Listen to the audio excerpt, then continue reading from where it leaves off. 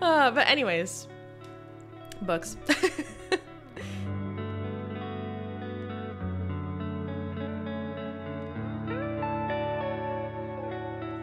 All right, let's talk about books. Like I mentioned earlier, we're talking about books. We are going to start by talking about all of the books that I read last month in July. I will give you mini reviews. We'll sort of talk about my thoughts on the books that I read. Okay, so last month I read 10 books. Wait, is that right? 10 books, and technically there's an 11th book that I read,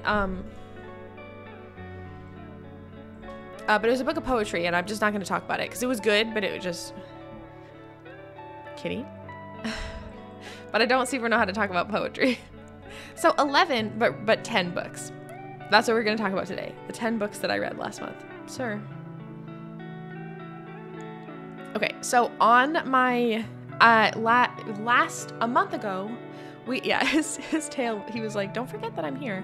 I talked about all of the books that I was planning to read for the month, and I had, I think, 12 books on my to read list. So I ended up reading 10 of them. So there were 2 books that I just didn't get to. Also worth noting, lately I've been reading a lot, and that's largely because I'm in like a reading excitement time, and I also have a good bit of free time right now.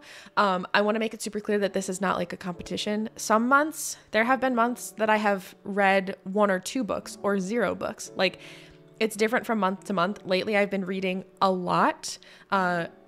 So I don't know. I just want to make it super clear. I don't think that everyone should read this many books. And I also don't think that it's bad if you read less or more.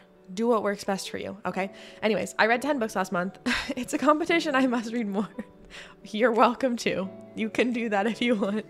I read 10 books. One of them was nonfiction. The rest were fiction. I have some like wrap up information about them. Oh yeah, I forgot I can sort of like look at that. Sir, you're just you're in my way is the thing. He's like on my keyboard, so it makes it impossible for me to do anything. Okay, so I use Storygraph, which if you do !Storygraph, you can find me on Storygraph if you'd like to. No pressure.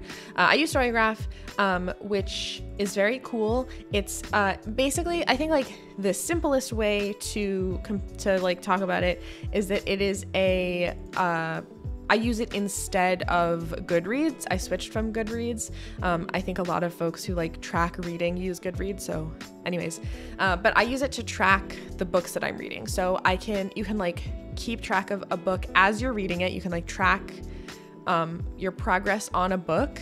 And you can also keep track of like all of the books that you have read. You can upload your reviews and your thoughts. You can connect with other people to see what they're reading. So it has like a social element, but mostly it's for like reading tracking. But what's so cool is that there's a lot of statistics. So there's like different, like you can track like the moods of your books, like what type of like themes or moods your books have. It tracks like how big your books are, and then also the genres of your books, which is like one of my favorite things to see. So I can look at my statistics. There's a bunch of statistics in it, which is what I like a lot about it. I can look at all of my statistics over all time, over the last year, or over the last month. So last month, of all of the books that I had, the most common genre, which I think this has been the recurring trend, was queer books. I read 4 books that had the LGBTQIA plus genre tag on Storygraph, which is pretty fun. I read four, also I guess tied, 4 that had the contemporary genre tag, 3 science fiction, 2 dystopian, 2 young adult, 2 thriller, 2 romance, 1 memoir, 1 graphic novel, 1 fantasy book. So yeah, the statistics are very fun.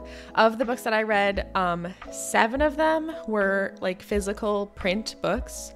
1 of them was digital, which is that true? And 3 of them were audio. So yeah, that's kind of cool. I gave I gave many 5-star reviews for my books last month. So that's good. But anyways, yeah, that's my sort of like statistics on the book that I read. I have an app like that for movies where I rank them. That's cool. I don't like track the movies that I watch. It's really only books that I track, but I think if you watched a lot of movies, I could see that being like really handy. I love statistics, yeah. I used to work for Barnes & Noble back in the day, and I miss physical copies. I have a lot of physical books, which I've always had a bit of a book collection. I definitely think that it has grown over the last couple of years as I've had more space. Like when I was in college, I didn't collect nearly as many books just because I didn't have a lot of space for it, and I was moving so often that like books are kind of a pain to move. But when I had like a more consistent living space when after I graduated, I started collecting more books. So I've got a pretty decent sized physical book collection now, and I really like reading physical books. I've also been borrowing. Weirdly, for the last 2 months, I didn't borrow a lot of books from my local library just because a lot of the books that I wanted to read I owned, either because I had already bought them or because I got excited and bought them because I've been reading some like newer books lately. But I also have a local library and they have a lot of books, so I often borrow from the library, which I really like and super recommend. But yeah, I'm very much a critic with films. It's my bag. Nice. Yeah. I feel like I watch a movie and I'm like, I liked it. I don't know a lot. Also, I just need y'all to know that Ren is still here. Okay, now he's gonna leave because I brought attention to it, but he just, for that whole time, he was just sitting on my desk in front of me, just like not letting me forget that he's there. Anyways, I'm gonna talk y'all through all of the books that I read. I think my plan is to talk about them in the order that I read them, but sometimes I'll read books at the same time. Like I'll have 2 books going at a time, so there might be some overlap. But yeah, let's talk about what I read in July. Have you read a lot of young adult series? When I was a teenager, there was a series that was sort of apocalyptic, where each book had a month. Oh, interesting. I'm not sure that I've heard of that one. I definitely read a lot when I was younger, and so I feel like I read a lot of young adult when I was like at the like targeted, when I was at the targeted age for young adult. I don't read as much young adult now. I do read some. I just don't read a ton. It's like not my number one genre that I go to, but I definitely do read some young adult, and like I really like some young adult. I feel like I know some people that will not read young adult, and I will, so it's just not what I gravitate to. I find like a lot of young adult feels like it's written for young adults, and because I'm just not that age, it doesn't hit the same, you know. It just depends though. Speaking of young adult, the first book that I read last month, which this feels so long ago because I feel like I read this at like, sorry, I keep hitting my microphone. I have a lot of energy today. I feel like I must have read this at like the very beginning of the month because I like went back and looked at my, yes, of course, Robin, and I hope your call goes well. I went back and I looked at the books that I had read and I was like, really? I read this in July, but I read Catching Fire. Which again, I'm pretty sure I did this like right at the beginning of July. This is the second book in the Hunger Games series. I have been rereading them, which honestly I do somewhat regularly-ish because I really like the Hunger Games series. Hi, kitten. It is Younger Games. I got distracted by my cat. It is young adult geared. Anyways, yes, this is the second one. Catching Fire is my favorite book and movie of the series. I think that it might be my favorite as well. It's definitely my favorite movie. 1000% it's my favorite movie in the series, but I think it might be my favorite book as well. I think that I find the arena in this one so cool, like so cool, and like kind of scary, and it's just really good. But yeah, so if you're not familiar with the Hunger Games series, they are YA, they are dystopian. They take place in like I think it's in North America, but it's like in the pretty distant future after there was like a bunch of terrible wars, and there's like, it seems like there's significantly less like people. So there's some like major cities, and they send their children into the Hunger Games, which is a last person stand. It's like Fortnite, but in real life. Anyways, the stories are very, very good. I love the Hunger Games series, I think largely because I really like dystopian as a genre, but I'm also pretty picky about it. Sometimes I find it can be kind of like pandery or just, I don't know, it doesn't always hit. But I think the Hunger Games are like my favorite YA dystopian because they do, like, Suzanne Collins does such an incredible job of capturing how awful it is. Like, I think the reality of the like dystopian time is not lost in these books. It's like really truly terrible, which I appreciate. Anyways, Catching Fire is the second book in the series. I feel like we can talk a little bit more about Hunger Games just because it's so popular that I think the plot is like pretty well known. But basically the second book happens after, so in the first book, the main character, Katniss Everdeen, goes into the Hunger Games, survives, wins, and then the second book follows her journey like after that, and what it's like sort of reconciling with that experience. And then I guess I sort of spoiled it. There's another Hunger Games. There's more games. I really love, we talked, I think last month we talked a lot about, or maybe it was 2 months ago, but I know that we talked about the first Hunger Games book previously in one of these Books with Bella streams. So y'all might know some of my thoughts on this. But like, I think like, I don't know, the main character in this book is just so well developed. I love this one. It was really good. This is not my first time reading it, but yeah, this is a great book. The Maze Runner series was similar. Both were pretty brutal dystopia. If you like dystopia and haven't read Octavia E. Butler's Parable of the Sower series, ooh, I think I've heard of that, but I don't know that I've read it. Let me look it up. Adding it to my list.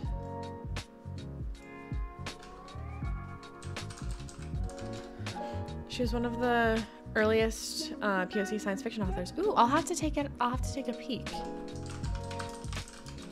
I'll have to look. I definitely recognize that cover. I feel like I have for sure heard of this. I just haven't actually. It's in my to read already, so I'll have to bump that up. Thank you for the rec. Hi, Robin. Sorry that they didn't answer. It's really good. Okay, perfect.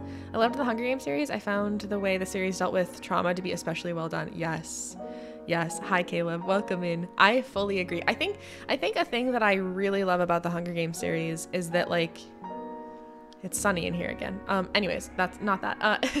I find sometimes YA books and like dystopian books, like sometimes with dystopian books, I feel like it's a dystopian setting, the end, right? Like it's the world as we know it has fallen apart, here we are, and then like that's it. Like the dystopian element of it contributes to the setting and like not much more. And I think what is so incredible and chilling about the Hunger Games as a series is that every single character and every single moment feels like brutally impacted by the world, like this, the setting, by the world, right? Like society is like, does that make sense?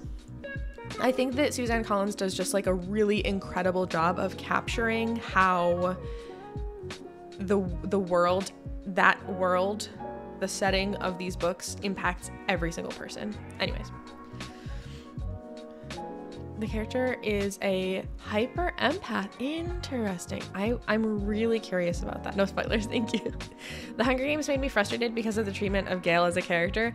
Gale is such a like divisive character. I really love talking about Gale as a character. I especially love talking about Gale as a character after like the third book, like after you get like the full Gale story. I think it'd be fun to like after I'm hoping to read the final book sometime soon. It's weirdly not on my August to read list, but maybe it should be. But maybe it'd be fun to like carve out a little moment to talk about Gale specifically. Because I have big feelings about Gale as a character. I mean, and really, I feel like I have pretty big feelings about like almost every character in the Hunger Games, because I think each character really shows something hugely important. But yeah, it's really interesting to me the way that different people feel about Gale. Yeah.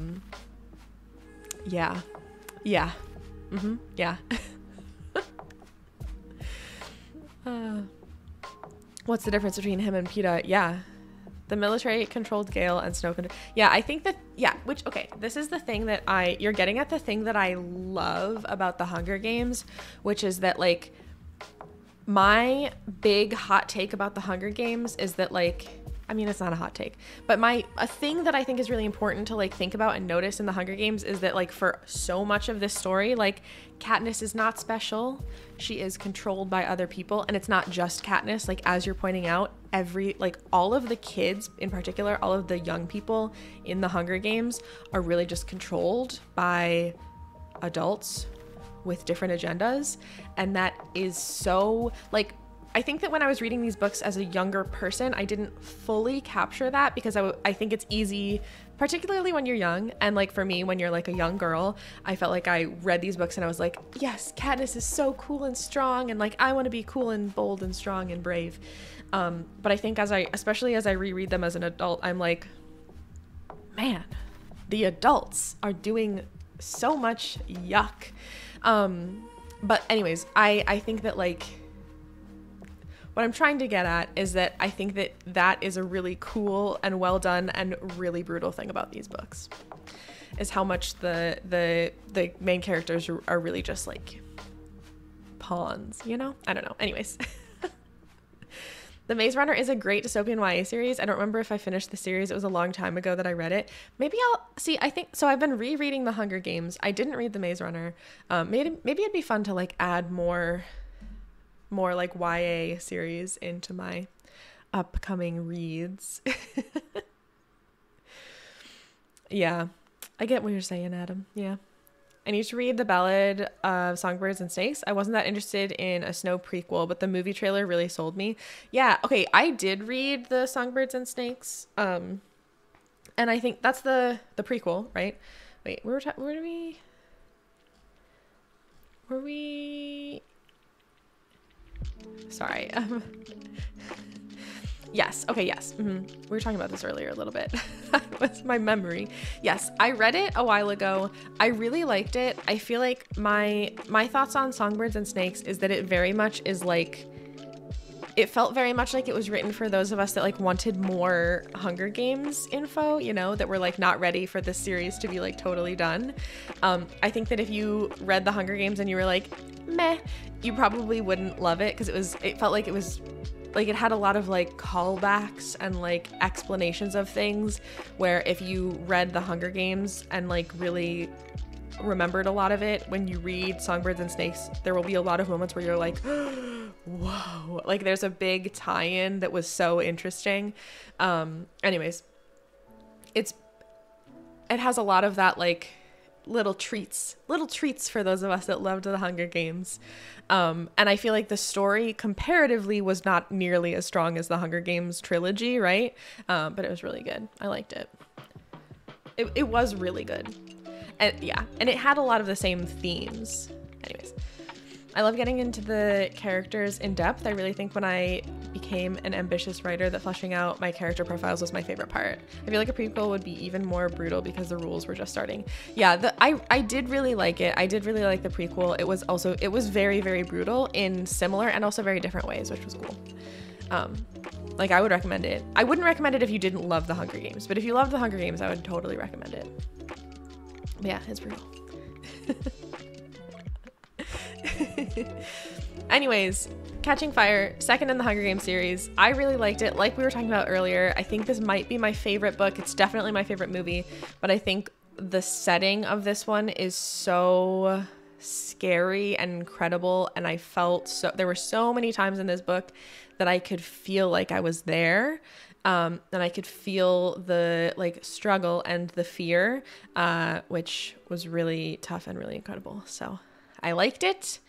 That's The Hunger Games. We will, yes, immersive, that's the word that I'm looking for. We will probably talk about The Hunger Games one last time sometime in the future when I read the third book. But yeah, it was really good. I know this is a book conversation, but the aesthetic of Songbirds and Snakes trailer was so good. I loved the retro 50s and 60s look. I wonder if that comes through in the book. Interesting. I don't know that I remember so much about the aesthetic of the book. Like, I'm not sure if I remember. I haven't watched the trailer because I'm afraid that it will make me, like, I really like the Hunger Games books and movies, and I liked that book, but I just, like, couldn't tell if the trailer was gonna be good. You know what I mean? I was, like, I just was nervous that the trailer would be, that the movie, I'm nervous that will be not good, and I don't want to, like, watch it if I'm gonna dislike it, you know? I don't know, but maybe I'll have to watch the trailer. Now I'm curious. I saw the trailer during the Talk to Me movie, which was very good. I don't know that one. They show so much in trailers nowadays. Yeah, see, my concern is sometimes I find, here's my movie trailer hot take, okay? Sometimes I find that if a movie trailer feels like it shows a lot, it's because there's nothing else. And I know that that's maybe not fair and not true, but I feel like so often if I watch a movie trailer and I'm like, wow, everything happened in the trailer, when I watch the movie, everything happened in the trailer and the rest of the movie was just, like, kind of boring. Hopefully that's not too hot of a hot take, but yeah, so sometimes that makes me nervous. I don't know. Peter Dinklage, I think, is one of the best actors of our age. I didn't know he was in it. I'll have to investigate. Belling out of me head. Do you know what I mean, though? Sometimes I feel like if the trailers, like when trailers leave me being like, I don't understand, I have questions, like, I'm really curious, there's information that I'm missing. Usually it's because, like, that information is in the movie and I'm gonna get answers, but I don't know. Also, Caleb, thank you so much for the follow. I really appreciate it. Thank you. If a movie trailer doesn't have the one dude voiceover, the narration of it, yeah. One girl against a sea of darkness, yeah. Recently, this is like a random thing, but I guess not that recently. Hello, kitty. Are you gonna yawn? You look like you were gonna. A while ago, I watched an ASMR video made by a creator who makes ASMR that I really love, GB, who's, like, one of the most popular in ASMR, so anyways, she made an ASMR video that was like you and your friend are sitting at the movies and, like, kind of chatting through the previews, and it was so good. If anyone else likes ASMR, you should watch this video. It was so good. She made audio for movie trailers to play in the background of her video, so it's, like, muffled, but she, like, did these, like, very silly, like, movie trailer voiceover things, and it was so fun and really silly and really good, and, like, the production quality on her videos, anyways, that just made me think about it because I haven't been to the movies in so long. I feel like I almost never watch movie trailers, like, in the movie theater, and it was really fun and cute. The newest Indiana Jones felt like classic indie. So if you love old school Jones without the aliens, interesting. Okay. I had my doubts. I'll say it. All right. Anyways, that was the first book that I read last month. Good. Okay. On to the next. I'm going to keep us moving. Otherwise, we'll be here at this rate, we'll be here for, 10 hours. But the next book that I read last month is this one. This is the book. I don't like to hold this the whole time that I'm talking about a book. So I'll, like, if I have the physical book, I'll show you, because sometimes it's nice to, like, see what it looks like. Also, I still have my bookmark in it, but I did finish it. Anyways, this one, yes, I am queer, Adam. Thank you for asking. But I like to keep this up so everyone, if you jump in at any point, you know what book we're talking about. Anyways, okay. The Genius Plague by David Walton. I will say I didn't like this book. I was really so I read this one with my partner. He so we were both intrigued by this book. He owned the copy of the book, which I don't know if he bought it or if like someone gifted it to him or something. But it was sort of a Tony pick. We read it. I read it partly in the physical copy, and we also listened to the audiobook together. The audiobook was nice. It was narrated by someone really good. I don't know who. It was narrated by Nick Thurston, who I think narrates other, but like the voice was familiar. Anyways, the audiobook was really good. It was super well narrated. Like maybe he doesn't. I don't know who this person is. I don't know. But anyways, the audiobook was great. That's what I'm trying to say. I was so intrigued by the story. So like the premise is like mushroom mind control, which, hello, that sounds incredible. It just like, I really thought that I was gonna like it. But the thing, yeah, like it reminded me of The Last of Us. Like, I thought I would really like it. And I thought that the plot was interesting. I thought that the mushroom plague was super, super interesting. Like the elements of the story were very interesting.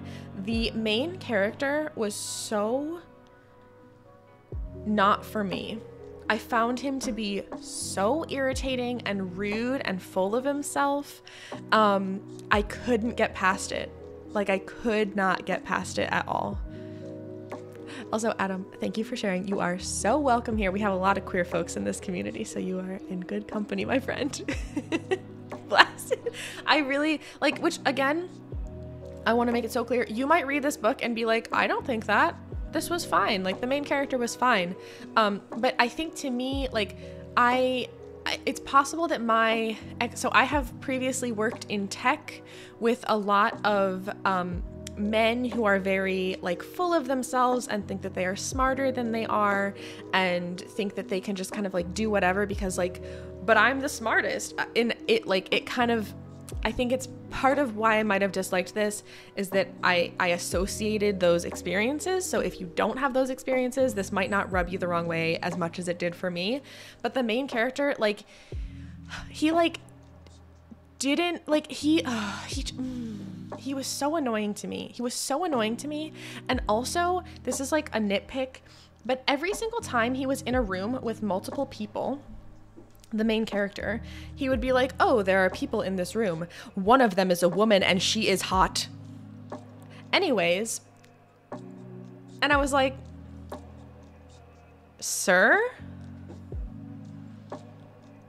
Why? Like, it was so weird and random, and I couldn't get past it. So I did finish the book because I'd finished the book because I really wanted to know how it ended and because I was reading it with my partner. And the story was interesting, but it was just like there were parts in the book where the main character is like, and I knew what I had to do. I had to call the president of the United States. And it's like, sir, you're like 25. Like, you're not that big of a deal. Anyways, you might like it. I didn't. Protagonist not for me. I know that feeling. Yeah, it has, it felt a little bit to me like it was the writer sort of like imagining, I don't know. It wasn't for me. It wasn't for me. Other people might like it and that is totally okay. But I think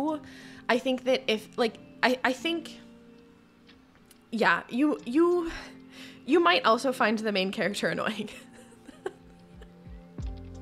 Forever assessing a room mentally that way. Oh, there's a hot girl. But anyway, like literally, it would literally not have anything to do with the story at all. And the main character in the book would like comment just mentally in his head, like not out loud, thankfully, but like in his head, he would just like be commenting about how, like, if people were attractive. And it was sort of just like, there are people in this room, 2 males, average at best, 1 female. Literally, That is what it sounded like. I'm not exaggerating. That's what it sounded like. Anyways, it was so silly. I'd rather it be out loud so people are like, yeah, like it was so weird. Sorry, I'm talking so fast. I need some water. Anyways, this book was not for me. I think I gave it like 2 stars because it didn't make, I finished it and the plot was, it did exist. But the main character was approaching insufferable to me personally. So that's that book. That's that book. Wouldn't recommend. Mushrooms. I'm currently playing a TTRPG campaign where we're all playing as mushroom heroes in a medieval mushroom kingdom. Not the actual name because Nintendo would sue us. Fair. I play a wizard of House Cordyceps with the power of persuasion and mind control. That is so cool. That is so cool. I was looking in, this is unrelated but vaguely related. I was looking through Baldur's Gate and one of the, I think it was like one of the, there was like some, I think druid option that was mushroom related and part of me was like, I'm listening. Anyways, yeah, House Cordyceps, that's so good. Oh, Caleb, thank you for sharing. That's incredible. See, like, I love mushrooms in all the different ways. Like, I think that like, I want to be a fun guy. You get it. I love mushrooms. I love stories about like the creepy mind control mushroom stuff, the like fungus, communication system thing. Like, it's so interesting to me. This book had so much potential and it was ruined by a terrible main character. So sorry. Everyone, tell me your better fictional mushroom stories, okay? That's my request. Anyways, moving on. Next book. Okay. The next book that I read, I think I talked about this on stream a little bit ago because I'm so excited about it. I'm really jazzed about this book. So this is A Shot in the Dark by Victoria Lee. It is actually not out yet. I got a like an advanced copy of this book, a digital copy. I don't have the physical book. I'm not that cool yet, but I read it on my Kindle. It was so good. It comes out September 5th, so if you're interested, keep an eye out. September 5th. This is what the cover looks like. Pretty great cover in my opinion. This was great. It was a romance. The characters are queer. It is I think that one of the main characters is bisexual, I believe. I don't actually remember specifically her identity, and the other is trans. And like it's a trans man, and he's so beautifully written. All of the characters are so well written. I guess the 2 main characters are so well written in this book, and the author took so much care. Not only, like, I am not a trans man, so I cannot say if this was like perfect or if it had any problems or not, but I did some research, and what I'm seeing is that people are saying that it was a really good representation, which is really cool. And like, there were just some moments that were so queer coded and so just like queer and beautiful, and it was just it was so beautiful. There were like a couple of moments like when they were meeting where there were like these little things that I was just like, that's for us. That's like, there were like like I don't know, like I don't want to say any spoilers, but there was like a couple of moments in the book that were like super innocuous, but as a person who is queer and has a lot of queer friends and is part of queer culture, there were like moments that was just like, that's a queer thing. Like, you'll only know what that is if you're queer. Like, it just made me really happy. The meet cute was so cute. It has like a hot for teacher trope. It has a it's a like, oh, it's so good. It's so good. I think if you are queer and if you like romance, you'll like this. It does have a little bit of spice, but I will say that the spice was not too much. Like I'm a little bit picky about super spicy books. I typically don't like to read books that are just like tons of graphic sex scenes, not because I have a problem with that, but because it's just not my preference.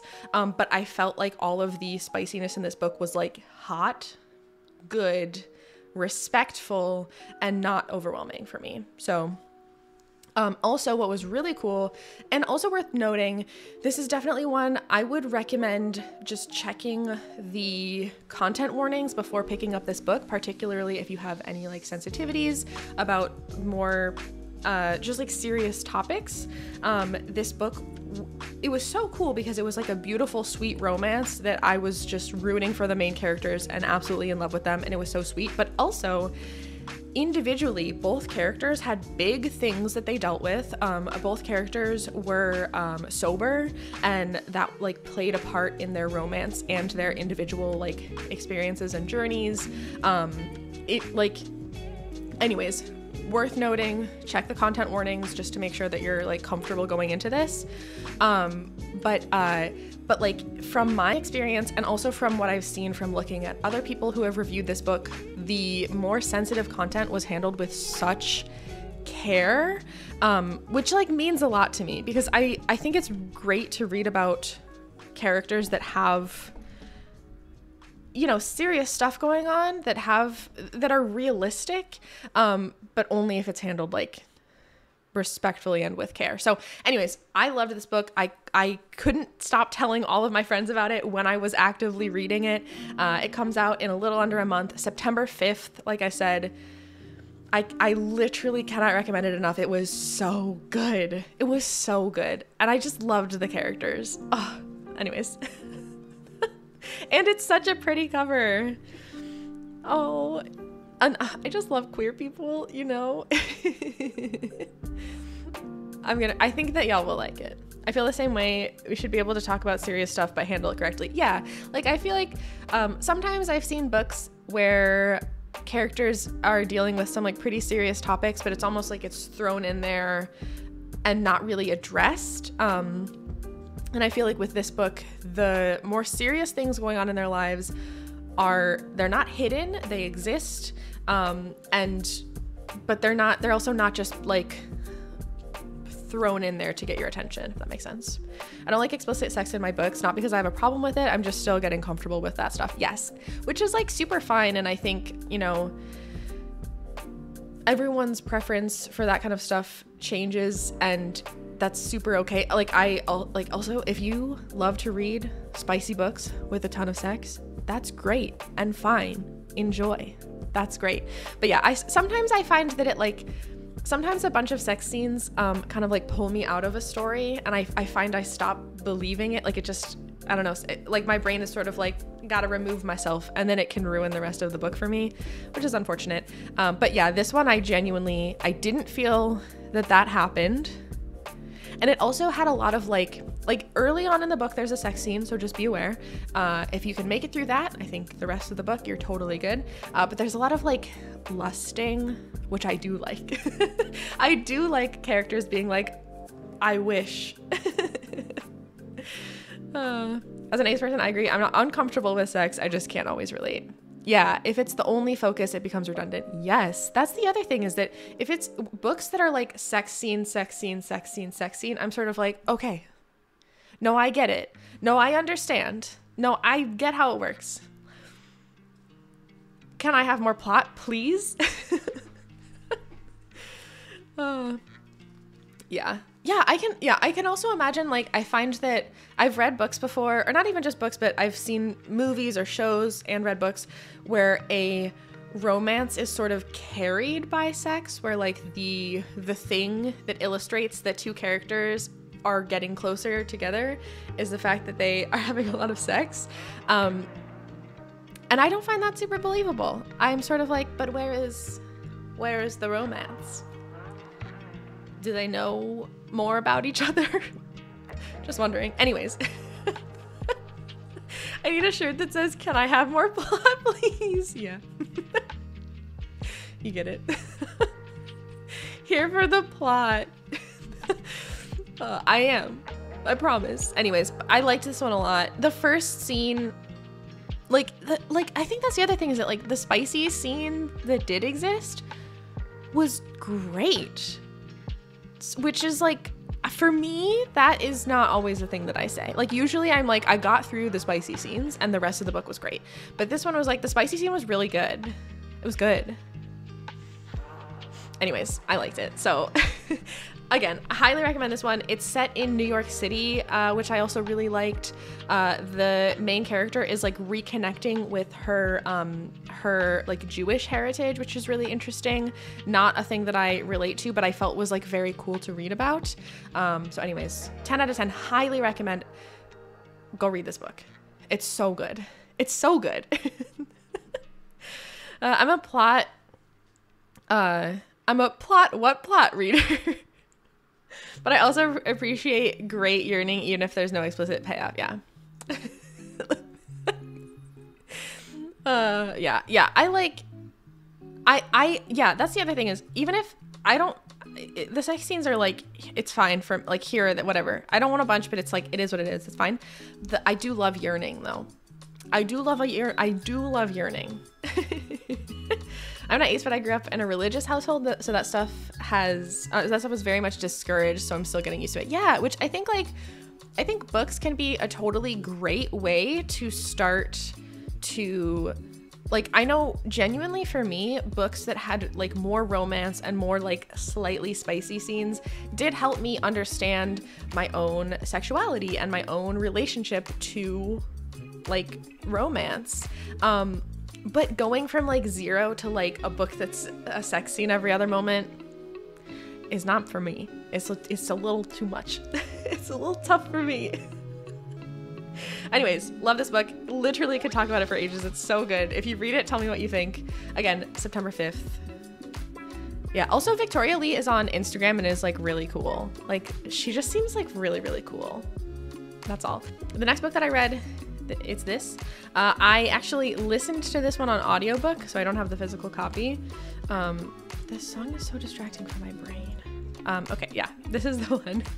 It's called Pineapple Street by Jenny Jackson. I really liked this one. This is one that basically the book was about like these very, very rich people with a bunch of privilege and a bunch of wealth, just being privileged and wealthy. And it was really interesting because throughout the course of the book, they do have to sort of like, look at her. They are sort of like made aware of their privilege and wealth, and some of them address it a little bit in various ways.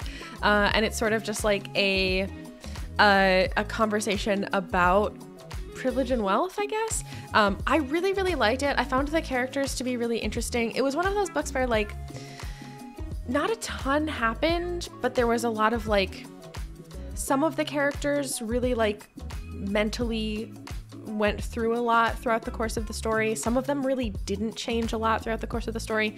It was just a very interesting, like, it's all about this family, and it follows like a couple different folks in the family.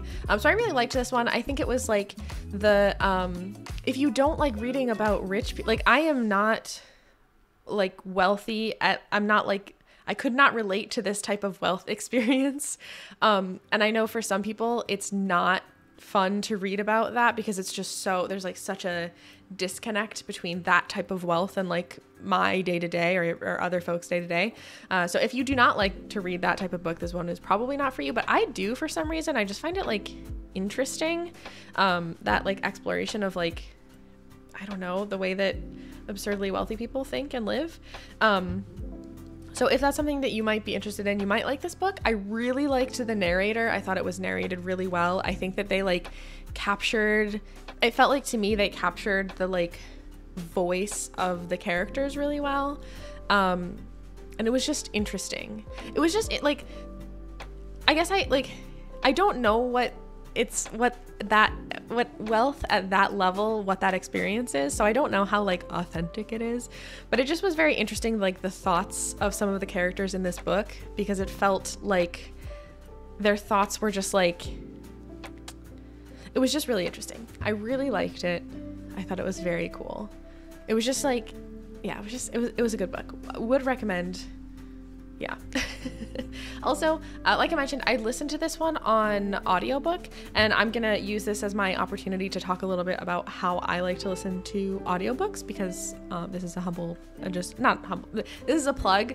I recently-ish switched over to Libro FM. I used to be using Audible, and now I use Libro, and I highly recommend Libro. So I was using Audible for a super long time because it's like super easy and convenient. You get credits, there's a monthly subscription, whatever. However, I learned a bit ago that with Audible, when you buy books, you don't actually own the book. The audiobook, you own the right to play that audiobook on Audible. And that makes me sort of nervous because it means like if Audible ever goes away, like you don't have like your books are gone. And I just also think it's like a yucky thing, and also Amazon. So with Libro, when you buy an audiobook, you own it. So if you'd like to like download the audio file, you can. So you can back your audiobooks up elsewhere, like off the platform, like you own the actual file, which I really like.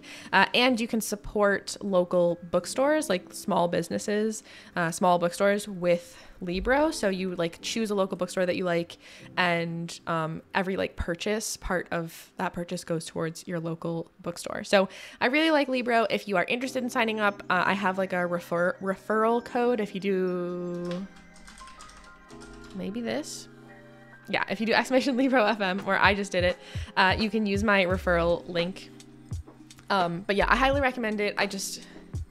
It's cool. It's great. Anyways, this one is one that I listened to through Libro, and I really liked it. So yeah. Okay, moving on. Gonna keep going. I need a sip of water first. Which also, I don't even remember how I heard about that book. But I really liked it. It also felt like something about reading it in the summer. It just felt right. It was really good. I liked it a lot. Okay. The next book that I read was Nimona, which is a graphic novel. I don't want to show too much because I don't want to accidentally spoiler any of it, but this is sort of what the art looks like. It's a graphic novel. I know this one was actually getting a good amount of attention this summer because there's a movie version of it that just came out on Netflix. I really liked this. I thought the story was so good and so interesting. It's like rather than like a hero story, it follows like villains, which was very interesting and creative. The main character, Nimona, is a like shapeshifter, but she's like, I don't know if I would consider her evil, right? But she's like, she in like throughout the course of this story, she works as like a sidekick to like a villain, basically. And it's really interesting. It was just a really, really interesting story. I really liked the character development. I loved the character. She's chaotic, but not evil. Yes, I completely agree with that. Like they're working on the like villain side, right? Like she's like, she works with a villain, right? Like they categorize themselves as like, I guess villain. I don't know, but like it's really interesting because like it's really good. It's very creative. I would absolutely recommend, especially if you're interested in graphic novels. The art style was really, really good. Would recommend. I really liked it. Yeah, I haven't watched the movie on Netflix yet, but I've heard a lot of really, really, really good things. So I'm pretty excited to check it out when I have a moment to. But yeah, I would recommend it. The character it was just interesting. It was just interesting because I think that like throughout the book, I felt like I was very like drawn to Nimona, but also very cautious of her because of like her character as a very like kind of chaotic and like cannot be controlled, cannot be predicted energy was very, very clear and very well developed. I really liked that. Anyways, I really liked it.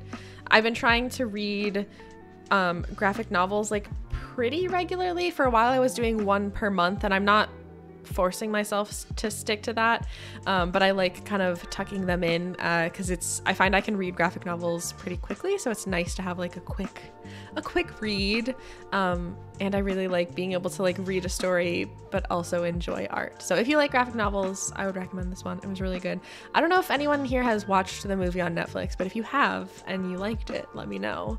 And if you want to watch it again with me, let me know, because I'm gonna watch it at some point. Also, I just forgot. I realized that I have completely neglected my coffee, like just fully forgot about it. So it's absolutely gonna be cold, but I'm gonna have some anyways.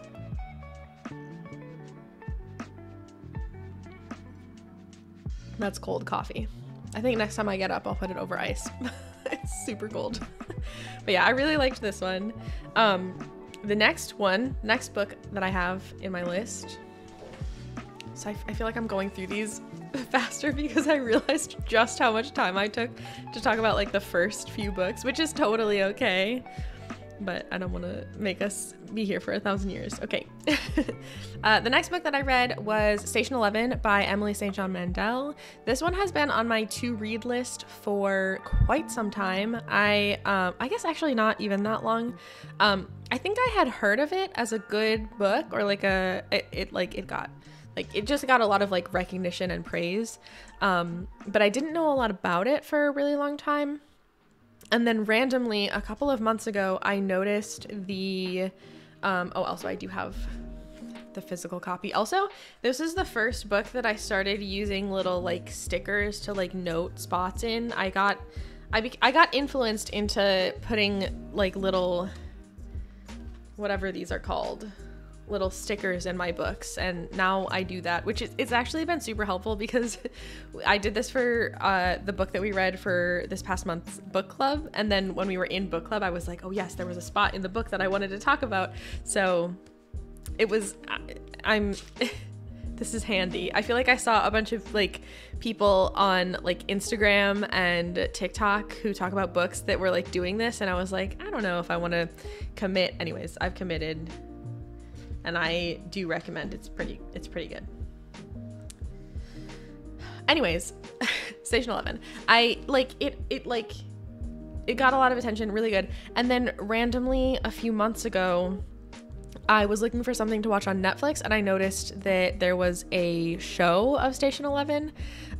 So I watched it on Netflix because I was curious, and I loved it. The show was so good, and so I read the book after watching the show, which I don't always like to do. Like, I feel like typically I'm the type of person that prefers to read the book first, but this one I just like happened to watch the show, and I highly recommend. What was really interesting is that like there's a lot of differences between the book and the show, not in a bad way, but just like for the show they just chose to make different like narrative decisions, and both felt like incredible stories. But I think because they have these differences, both are totally worth spending time on, and I think it would be very okay to read them or consume them in either order. But this one was so good. It is it's sort of like post-apocalyptic, but the like apocalypse in question is that there is a horrible flu outbreak, but this was definitely an interesting one to read like during COVID. I feel like it definitely gave me a certain perspective, or it like changed my perception of the story because of existing right now. Anyways, this one, basically there's a flu outbreak, flu like pandemic, but the flu has an incredibly high mortality rate, so a large portion of the population perishes like basically instantly, like within a few days. So it's definitely it's a pretty tough concept, and so you're kind of going in like, what was so interesting, I noticed in the book, the back of the cover has this like this right here. It says like, what would you miss? And there's like a picture of like coffee or tea, and maybe that's tea, and like tomatoes, oranges, and like I don't know what these other photos are, just electricity in general, I guess. But it's like, I feel like you go into it kind of expecting like, it's a very different world than what we live in. And in many ways it was very tough. It is a very tough world. But what's so cool is that in this like horrible post-apocalyptic world where there's no government, there's no society. I mean, there's no society. It's like, oh, it's totally different. Everything has fallen apart. But rather than exclusively focusing on how difficult that is, you focus on a group of characters who are pursuing art, specifically acting, specifically Shakespeare. It is so beautiful. It is so well written. And oh, it just has this like poetry about it it's a beautiful story. It's really good. It's scary. It's tough. It's emotional. It's really good. It's really, really, really good. I cannot recommend this book enough. It makes sense that it got a lot of attention and awards. I wish I had a picture of my Sarah J. Maas books, but I stickered them. High School Robin was a little too obsessed with the stickers. I have really liked the stickers. It's been really good. You watched some of, I started to get wigged out. Wait, really? Interesting. I'm curious now. I really liked the show. So if you're not a huge reader, I still would totally recommend the show. I'm interested to hear that you got wigged out. Now I'm curious. We can talk more about it later, maybe, if you want to talk spoilers. It's really, like, it is very tough.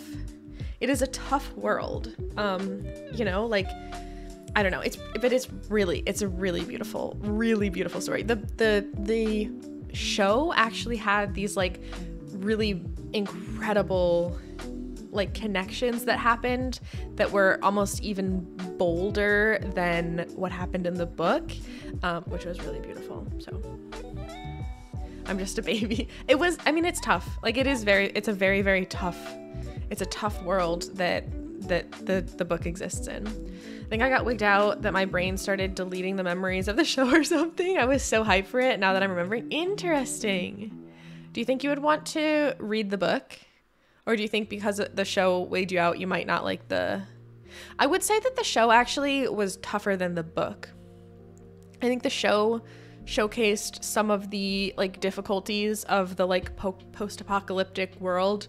I think it explored more difficulties than the book did, if that makes sense. I own the book. I still plan on reading it. I think that you would like the book. I think that the book was easier to, like, stomach than the show was. Not in a bad way. But just, yeah, they're different. I think the show had something that the book didn't in a couple different ways, but the book was just really, both were really incredible. Also, like, Shakespeare, which I don't know a lot about Shakespeare, but it was so interesting having Shakespeare as, like, a backdrop to this. Anyways, I loved this book. The connections, it was just really wild and really interesting. I read it somewhat quickly. It was definitely one that I, like, felt like I couldn't put down.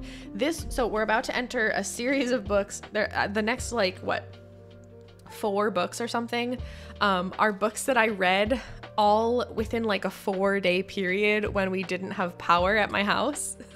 So this is one that I started, and then a few days later we lost power at my house, and I just, like, finished the rest of the book like the first day that we were without power. So anyways, I really liked this one. It's another one that it's sort of like proceed with caution if you are, like, if reading about, you know, like a post-apocalyptic type time, a horrible, like, you know, flu outbreak, if that would make you uncomfortable, skip it. That's okay. But it's a really incredible story. And it's just very, like, I think what's cool is that a lot of the details of life after this horrible event are explored in a very, like, human way, where they talk about elements of, like, there are some elements of, like, basic survival, but then there are also elements of, I don't know, it's very interesting. It's really interesting. It was very good. 10 out of 10. Okay, the next book that I have this is the next one that I read when we didn't have power, so I read it pretty quickly. I really liked it. It's called Bad Summer People. This is what it looks like. This is, like, how, oh, just whacked my head. This is how, like, big it is. This is another one that, like, is, like, rich people with their rich people problems. If that makes sense. It was really interesting. It had, like, it had like a whodunit type of vibe. I like, it was like there's a like we found a body vibe in this. So just, that's another one of like proceed with caution. Yeah, July was the month where I just read about rich people. I don't know, rich people and people that like, it was just, yeah, I don't know, rich people and dystopia, who knows. Not exclusively, but I did have two the like rich people problems books. This one was so interesting because it's very much like these like terrible spoiled rich people are at their like vacation home neighborhood, and they're all being terrible and horrible and rich. And it had this vibe of like, every time I met a character and I was like, oh my God, finally we have met the good character. This person is not awful. Like a character, like finally the redeemable character. Then they were actually terrible. Like everyone was bad in one way or another. And it was like petty and silly and really satisfying for that reason. So yeah, I really liked this one. It was like another one of like, if you don't want to read about rich people, you won't like it, but it had elements of like murder mystery, but also elements of like, it reminded me of like Real Housewives vibes of like, you were just like, are you serious? Like, what are you doing? It was just very interesting. And it followed like a couple of different characters, which I tend to really like books. I like a book that has one perspective, but I also like books that have like multiple perspectives kind of. So it was like a multiple perspectives kind of deal. It was really good. I liked it. It was very interesting. It was a good summertime read. So if you're looking for something that like, I know it's August, we're getting towards the end of summer, but if you still have summer books that you want to read and you're like, I want to keep in my like summertime vibes for a while. I mean, it's still summer. If you want a summer book, this is a good summer book. Okay. I liked it. Oh, excuse me. Okay. This is another one. Sometimes dislikable characters are nice to read. Yeah, like that's the thing. Sometimes I really enjoy a book where I dislike all of the characters and I cannot relate to them because they're all terrible. Like in this book, there were so many times where I was reading and I literally in real life, I was like, what? Like jaw drop moments of just like, what are you doing? Why are you this way? I just really liked it. And I think also like dislikable characters can often be more realistic. Like I think the characters in this book were hyped. They were like amped up to be like extra dislikable. They were particularly bad. But I think sometimes it reminds us that like we all do bad things sometimes. We're not this bad, but we all do bad things sometimes. It felt relatable in that way. Reality TV makes me feel that way too, just dumbfounded by the things they do. Yeah, it was really truly that reaction. There were so many moments where I was just like, you what? And like there were a lot of those moments were just like slipped in so gently. It wasn't like but surprise, I actually did this. Like it was literally just like, oh, yeah, also this. Like which made it feel more like it was a very special type of story and book and setting. It was really good. Made worse by how casual it was. Yes, exactly. Yeah. And it was another one of like these people just like didn't even recognize their privilege in a lot of ways. It was really good. You might like it. Give it a try. Yeah. Yeah. Oh my goodness. Okay, the next one that I read, I really liked this one. This is another one that I actually did part physical book. There's like dirt on my book. Okay. I did part physical book and part, I had a lot of stickers in this one. I did part physical book and part audiobook because Elliot Page narrates his own book, which I'm definitely a big time sucker for a memoir that is narrated by the author, because I think that it brings like, I mean, it adds a lot of like emotion to the reading, and I think it's also really cool to sort of be able to listen to the book with the inflection that was intended, if that makes sense. I don't know. This book was really, really good. I feel like it's a great read for queer people. I felt there were a lot of moments where I just felt very like connected to like a larger queer experience, I think it's always worth caveating that like not all queer people are the same, and we do not all have the same experiences. And there were, of course, a lot of experiences that Elliot has that like I don't have. Like, we're not the same people. We do not have the same experience, whatever. But I think there is this like larger queer community and culture that anytime I read about a queer experience, I plug into, if that makes sense. So, in that way, this was a really, really phenomenal read. It was also very, very tough. I think like Elliot is really open and honest about the difficulties and pressures of fame and Hollywood. His experience of homophobia and transphobia in those worlds. And more than like, it is a tough book. I think that oftentimes it's a tough book, you know? So I think that this is one that it's worth kind of being aware of that going into it, that like, it is very, it's tough. So I think it's just like, it's good to kind of be aware of that and just be ready for that going into it. Okay. If that makes sense. But I don't know, I read this and it was really beautifully written. It was really, really beautifully written. A lot of the stories most of the stories focused on queerness. Yeah. I don't know what else to say about this one because it was very like intimate, you know, like not in a, like in a, just in a, like, it was very honest. Yeah. I love memoirs as well. I really love memoirs. I want to see, I'm looking at my own review of it to see if I wrote anything. Oh no, I did not write it. I didn't fully write out my words. I think I'm just trying to, this one hit me really hard and I like read it and then I took a moment. I read another book after it, but I took a moment to really just like sit with sort of like how it made me feel, because there were a lot of moments of this where Elliot talked about his experience of like his queer identities being suppressed. And that was really, really hard, right? Like that's a really hard thing to read.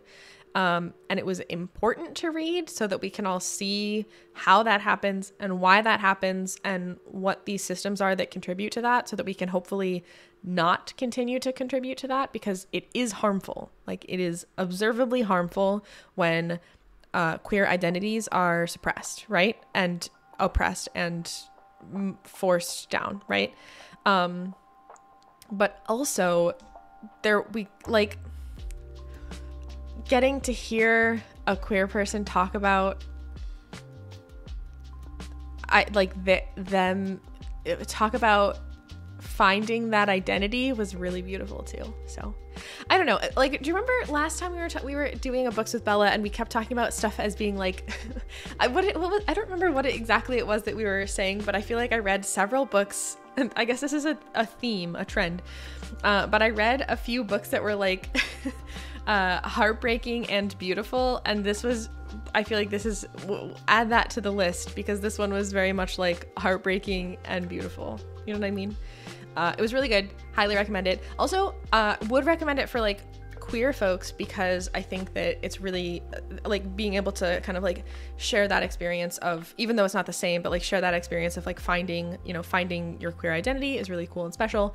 But also this is super, super important for non-queer folks to read, because I think that like the best way, like if you are not a queer person, if you are not trans, a good way to kind of like open your heart and your mind to queer people is to like just listen to their stories, right? And so here, Elliot gave us one, and it's really beautifully written. Here you go. I would absolutely recommend this one. Yeah, really good, and just like a really important read. Okay, anyways. Thank you, Elliot. Yeah, it was really good. Whew. Okay. The next one that I read, we're gonna go from like a serious memoir to like a really cute, sweet book. So just heads up for that. The next one that I read, I think this is the last book in my set of books that I read while I didn't have power. This one, I listened to the audiobook. It's so bright. I'm just like looking at it. I forget how bright that, like, I love this cover because it's a little silly. I listened to this one on audiobook. I listened to it largely when I was like at my parents' house, avoiding the fact that we didn't have power here. Hi Barbie. Yeah, you get it. But I read Happy Place by Emily Henry, which was great. It was so good. It's so pink. It's so pink. But yeah, this one was really good. This is the second Emily Henry book that I have finished. There's another Emily Henry book that I started, but I haven't finished yet because it didn't like totally hit me when I first started reading it, but I'd like to come back to it. But of the two that I read, this is my favorite. I loved this book. It was very much one that I started reading and then I almost like couldn't stop, which was great because I didn't have much else to do. But it was really, really, really good. It's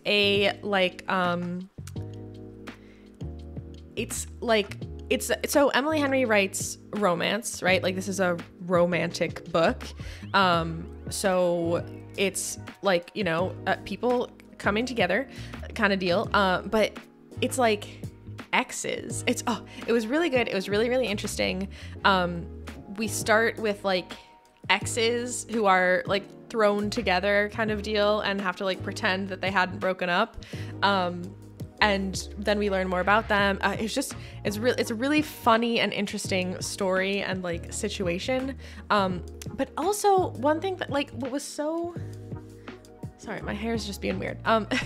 What was so interesting about this one is that like it felt so like realistic and mature in like the relationship felt like I got it. It was so believable. Does that make sense?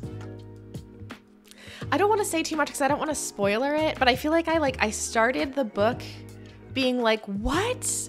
Why did they break up? What's going on? What's the deal? And then as I read more of the book, I was like, dang, yeah, I get it. No, I see that. I see it. I get it. And it was really, really, really good. It was really beautiful. Hi, Teeny. Welcome in. Hello. I really liked this one. If you already like Emily Henry, like if you've read another Emily Henry book, I'm sure that you would like this one. It was great. The characters all seem really good. Also, the not main characters were really great. Like it focuses on this friend group, and I thought the friend group was so just like well described. The banter was super fun. The way that they interacted with each other was like really, really good.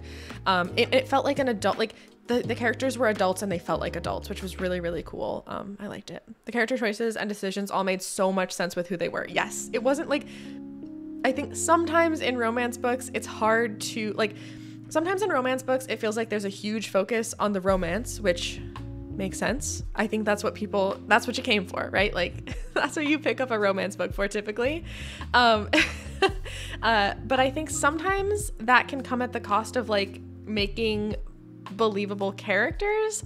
Like I think sometimes when so much of a romance book is just focused on like the characters and how they feel about each other and like lust or whatever it is, it becomes like there's just not enough space to actually flesh out like the characters themselves and their desires and their drives. And this one kept a ton of space for, this is who these characters are, this is what makes them tick, this is why they're making the decisions they're making. And so I felt very satisfied, not only by the like romantic element of this book, but also just like the characters themselves, you know? It was really good. I liked it a lot.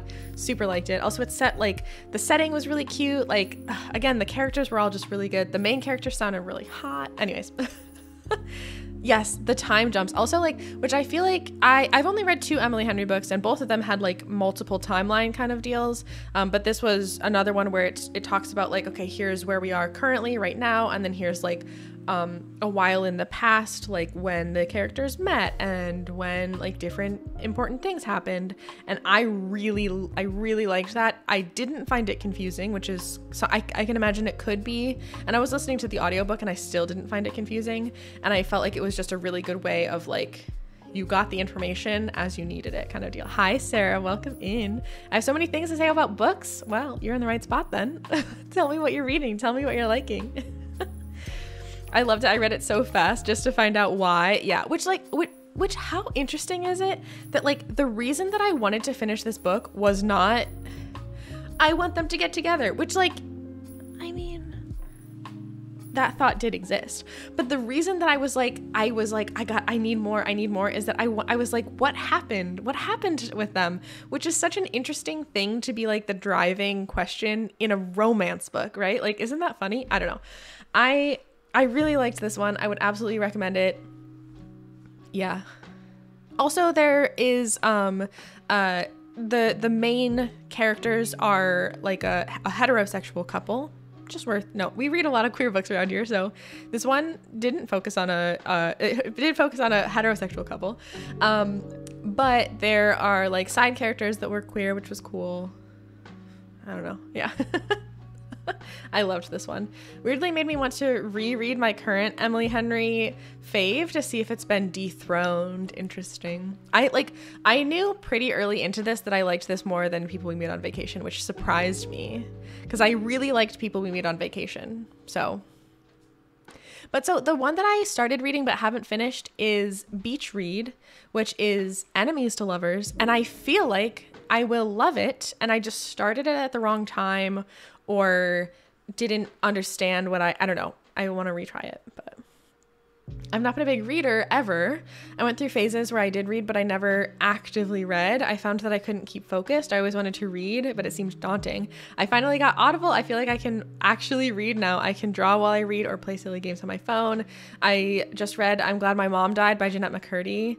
It was, yeah, I read that book a couple months ago too, and I really loved it. It was, I think that's another one where like, listening to the author narrate it made such a huge impact on the way that I perceived the book. I think that it still would have been really good if I read it like as a physical book, because I do enjoy reading like physical books. But I listened to that one. That was one that I got from Libro, which Libro is what I use just instead of Audible, but it's where I get my audiobooks. That was another one that I got like an audiobook for, and it was so good. It was really heartbreaking in a lot of ways, but it was so good over an audiobook. I'm happy I found a way I can consume books. I really need recommendations. I don't know where to start after that one. Well, you're in the right spot. I've been talking all today about books that I read last month and kind of like saying a little bit about why I read them, what I liked about them. You might like this one if you are interested in like a romance book, maybe. This might not. I will say that I think this one was really good for like my age. And if you're younger than me, it might not hit exactly the same. But Emily Henry's good, so there's that. But yeah, I love that. I love audiobooks. I find that audiobooks often are the things that get me out of my reading slumps. So there are times where I just like don't feel like called to read. I feel like my brain's just like, no, I'm not ready for it. I don't want to do it. And usually audiobooks are the thing. Audiobooks and graphic novels are like the two things that can get me out of a reading slump, which is nice. But yeah, I love audiobooks. I think this month I read 2 books completely exclusively audiobook, and then 2 books I switched between audiobook and physical book. But yeah, we love audiobooks around here. This is the first book I read since I left school, which was 3 years ago. I'm so proud of you as well, Sarah. That's so exciting. I think I also experienced like during and after like college, I really did not read as much like for pleasure because I had to read some for school, and I felt like it made it very like I didn't want to read in my free time. So it was very cool like rediscovering books after that, you know. And I feel like a thing that I have experienced in my reading is that like reading is a thing that you can practice and get better at. Like, my focus has improved the more that I've read. Like, there are times where I feel like I'm really struggling to read because I just like can't focus. And the more that I practice it, the easier it becomes, which is pretty cool. I need to get on the Emily Henry train. Yes. I haven't read anything by her. I only recently got on the Emily Henry train, and it was like largely thanks to Ariel. So thank you, Ariel. Because I think previously for a long time, I used to describe myself as someone who does not like romance books, which I don't really like. I think lately I've switched to saying that I am very particular about romance, which I think is more accurate. But like I really have liked Emily Henry. I think I was reading a review of an Emily Henry book maybe a month ago or so, and someone, like, I think part of it is like I didn't like romance books for a while, and then I started reading queer romance books, and I found that I had better luck with that. And then I was reading a review, and someone wrote like, Emily Henry made me root for straight people again. Which I thought was very funny. Anyway, she's good. There's a cat hair. She's popular for a reason. If you want a recommendation, this was my favorite so far, so there's that. But also there's like, it seems like each of her books has like different like tropes sort of, so you might be able to like think about what tropes you like to help pick what Emily Henry book to start with. But anyways, yes, that's the Emily Henry book. It was good. Like I said, I really liked it. Would recommend. X's. It's pretty fun. Pretty cute. There was like a couple of moments in the book that I'm still thinking about. It's really good. Okay. Anyways, the last book that I read, so we were finally at the end of the books that I read last month. And after I finish talking about this, we'll talk about what I have coming up. But the last book that I read was actually our book club pick.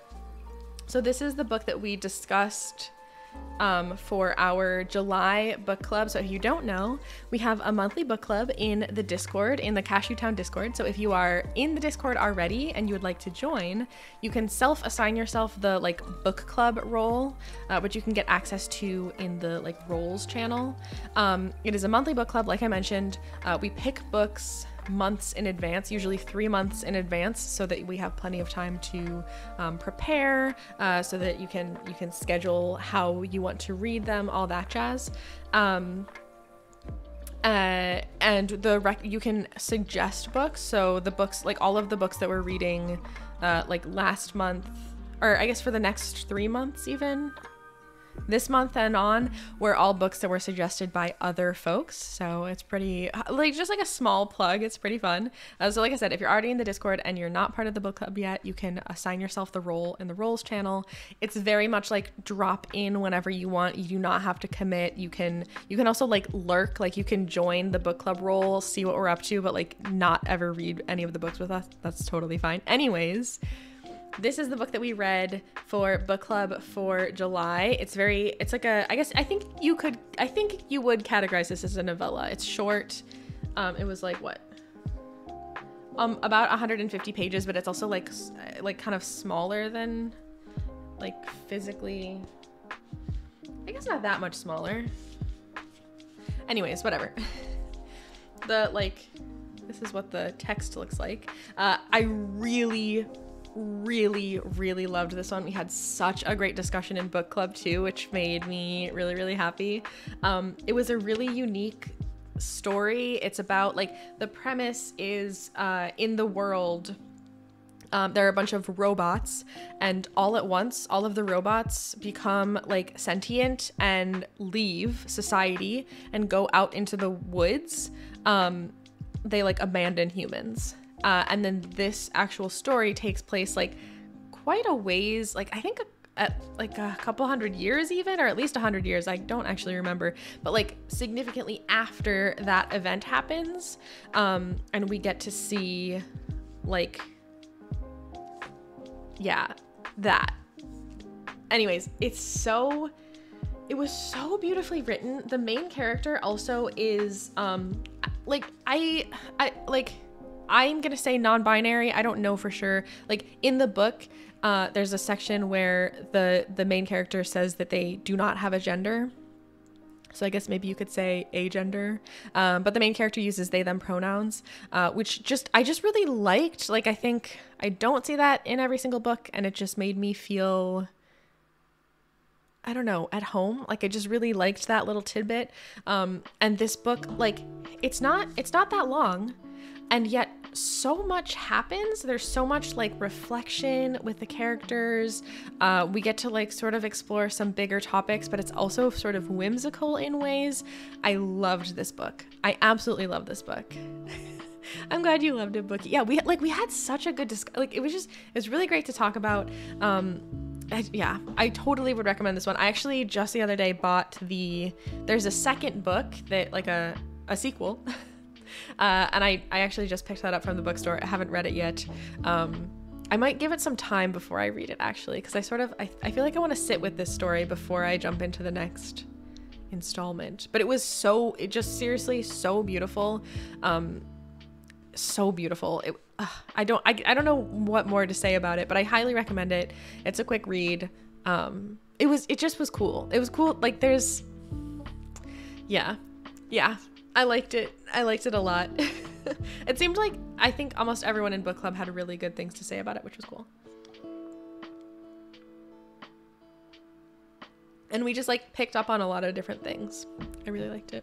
I loved book club book. I'm so glad y'all liked it. It makes me really happy. Anyways, all right, we've gotten through. This was the stack of all of the physical books that I owned from all of the books that I read last month. So I'm gonna go put these away for a second. Here.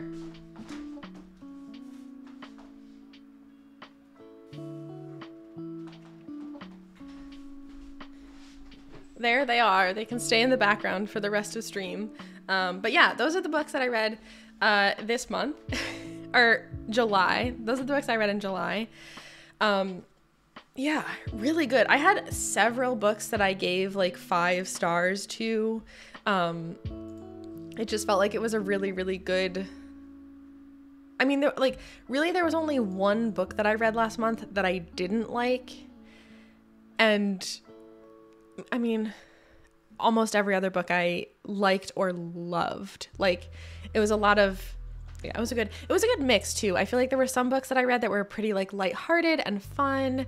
And then also some that were like real thinkers. So it was a really good mix. I liked them a lot. If you are like, really quick wrap up of all the books that I read, I'm just going to go through them really quick. So if you're like, oh, I missed some, but I want to read some of the books that you read, I'm just going to go through them really quick. Here are the books that I read last month, July. Catching Fire by Suzanne Collins, second of the Hunger Games books. Genius Plague by David Walton, didn't like it. This is the book I didn't like, wouldn't recommend. A Shot in the Dark, Victoria Lee. This was an arc. It comes out September 5th. A zillion out of 10, highly recommend, loved it. Queer, beautiful, so good. Pineapple Street by Jenny Jackson, good, rich people, liked it. Nimona by N.D. Stevenson, graphic novel, really good. There's a movie on Netflix. I liked it. Station 11 by Emily St. John Mandel, so good. Kind of a thinker, a little bit tough. Really liked it, would recommend. Bad Summer People by Emma Rosenblum. Everyone's bad. Truly everyone was bad. I liked it a lot. It was really funny. Yeah. Page White by Elliot Page. So good. Kind of tough. A memoir, if you like memoirs, is really good. Yeah. Emily Henry Happy Place. A romance. Sweet. Good. Incredible characters. I probably cried. I'm sure I did. And then what we just talked about, A Psalm for the Wild Bill by Becky Chambers. So yeah, that's my wrap up. That's everything that I read last month in July. We're not done. Just to clarify, I also have a bunch of books to go through that I'm hoping to read next month. This month in August. Some of these I've actually already started reading because we're partway through the month at this point, but I'm gonna do this in the format that I always do, which is that I'm just gonna tell you all the books that I'm hoping to read, and then we'll talk about them and my thoughts next month. Next part of stream, which is where I talk about the books that I'm hoping to read this month, August. Like I mentioned, I'm not going to talk as much about each of these books because I don't know much about them yet because I haven't read them. So I'll tell you a little bit about like why I want to read them, what I do know about them, if anything. And yeah, so what I mean by what if I know anything about them, I know that some people like to like read synopsis. Some people like to read a book synopsis before reading a book. I don't. Sometimes I do, and sometimes I don't. My nose is itching me. I'm so sorry. I think there's a cat hair. I need to tell you, I've been mesmerized by your hair all stream. It's giving me hair envy. It's very like messy today, which I kind of am into. I kind of like it like this. Next time I go to get my hair cut, I'm just gonna say messy, which is what we did last time. I like it. It's a look. Thank you. I appreciate that. I do nothing to it, which is also a thing that I like. I hate having to do my hair. Anyway, thank you, Robin. Sometimes I worry that it looks silly messy, so I really appreciate that. Thank you. Oh my goodness. So yeah, I'm not a big person who, like, sometimes I will read a synopsis before reading a book if I feel like I'm like not sure if I'll like it, or if I whatever. Sometimes I will, but a lot of times, like, if someone tells me to read a book, I will read, like, I won't read a synopsis. I won't find out any additional information. I'll just be like, okay, like there's a book that we'll talk about that I am doing a buddy read with some friends. I knew nothing about it going in. I knew the title and the genre, and that's it. And so sometimes I read books like that. So there are books on this list where I will be like, this is the title. That's what I know. So yeah, I'm not gonna read synopses. I will. This word is now my enemy. I'm not gonna read any book synopsis today, like I said, because I don't always like to read them. So we're gonna keep it, okay for the folks that don't want a synopsis. But yeah. Anyways, let's get into it. Here are the books that I'm hoping to read in August. First up is The Adventures of Amina Al-Sarafi by Shannon Chakraborty. I think that I'm pronouncing that correctly. I watched part of an interview with this author so that I could hear the way that she pronounces her own name, Chakraborty.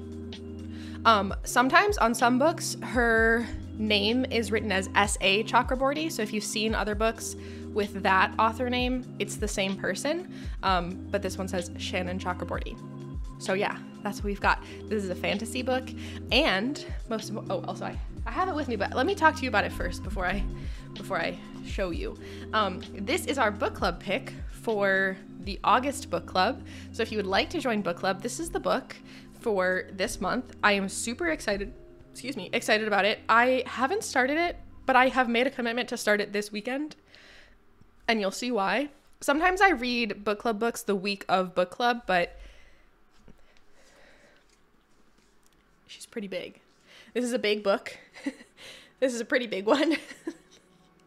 So I am trying to space it out and start now so that I have plenty of time. The text is relatively large, I will say. So I think if, like, I'm starting it this weekend, I'm not the fastest reader, but I do I'm able to spend a good bit of time on it. Oh yeah, Winter, I saw you post about the September one. I'm really excited about that. But I'm not, my reading pace, I think, is slower than average, which is fine. Brain does its best. But I'm able to read in like large chunks of time. So I can sit down and read for like 3 or 4 hours, so I can get through a lot, yeah, so I think I should be okay starting now. But if you're planning on reading this book, just be aware that it's big, and we typically do book club meetings at the very end of the month. So we'll discuss this around the end of August. This is the one. I don't know a whole lot about it other than fantasy and pirates. So I'm really, really excited about it. I think I'm really gonna like it. And I've heard a bunch of really, really, really good things. Like I've heard about, it's like, yeah, also look how pretty. Anyways, yeah. This is the one.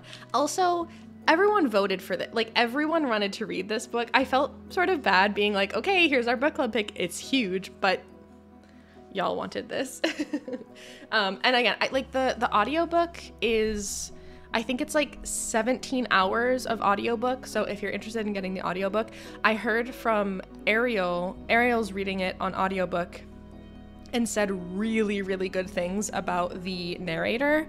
So I'm actually considering getting the audiobook as well if I have an extra credit, which I might, because sometimes I like to like read a little bit of both. So if you're an audiobook person, this might be a really good audiobook book. I started the audio today on Ariel's recommendation. Are you liking it? Thoughts so far? But yeah, I'm really excited about this one. Yeah. I feel like we've been picking a good amount of fantasy for book club lately, like, and for good reason. But I'm pretty jazzed about it.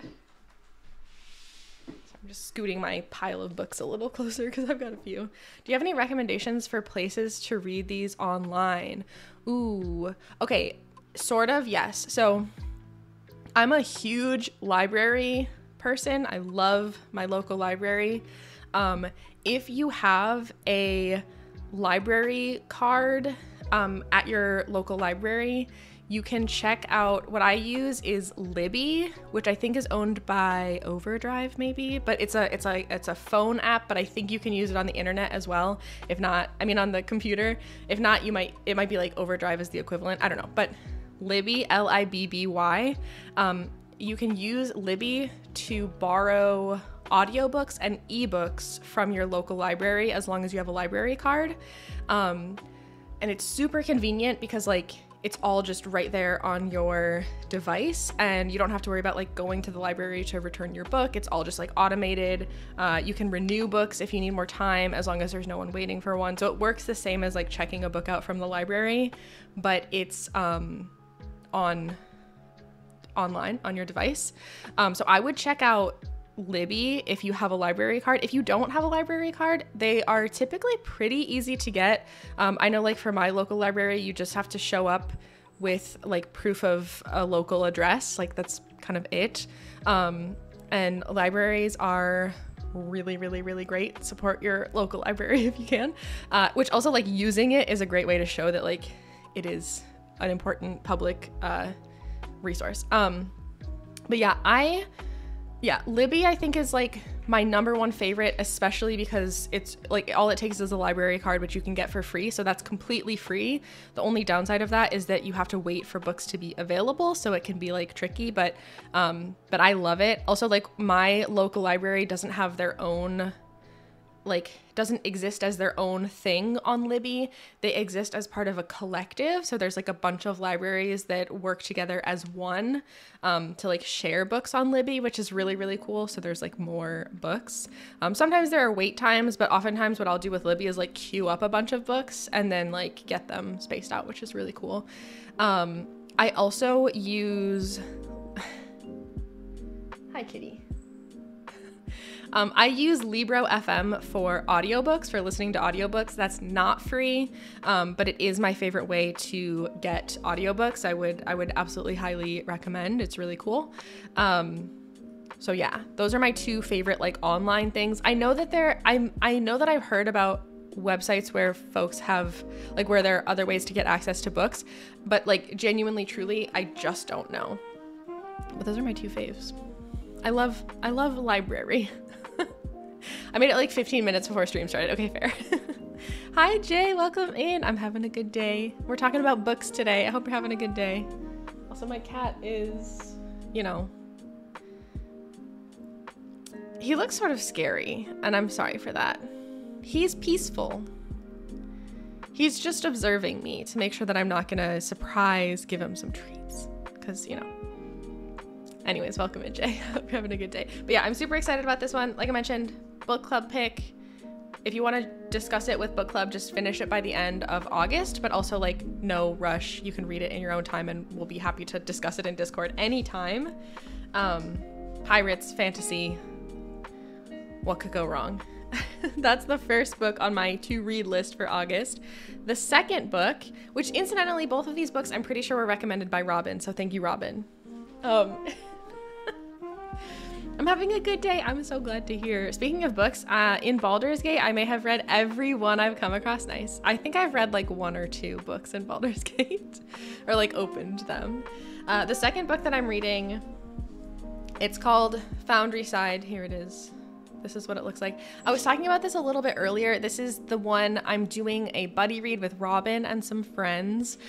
Literally, I didn't know anything about this book, and Robin was like, I'm doing a buddy read of this book. You might be interested. And I was like, say less. And I got the book immediately because I just implicitly trust Robin when it comes to books, I guess. But yeah, this is the book. This is fantasy, right? This is categorized as fantasy. I literally looked up nothing about it. I looked up the cover and I said, yes, that's it. But yeah, it's called Foundry Side by Robert Jackson Bennett.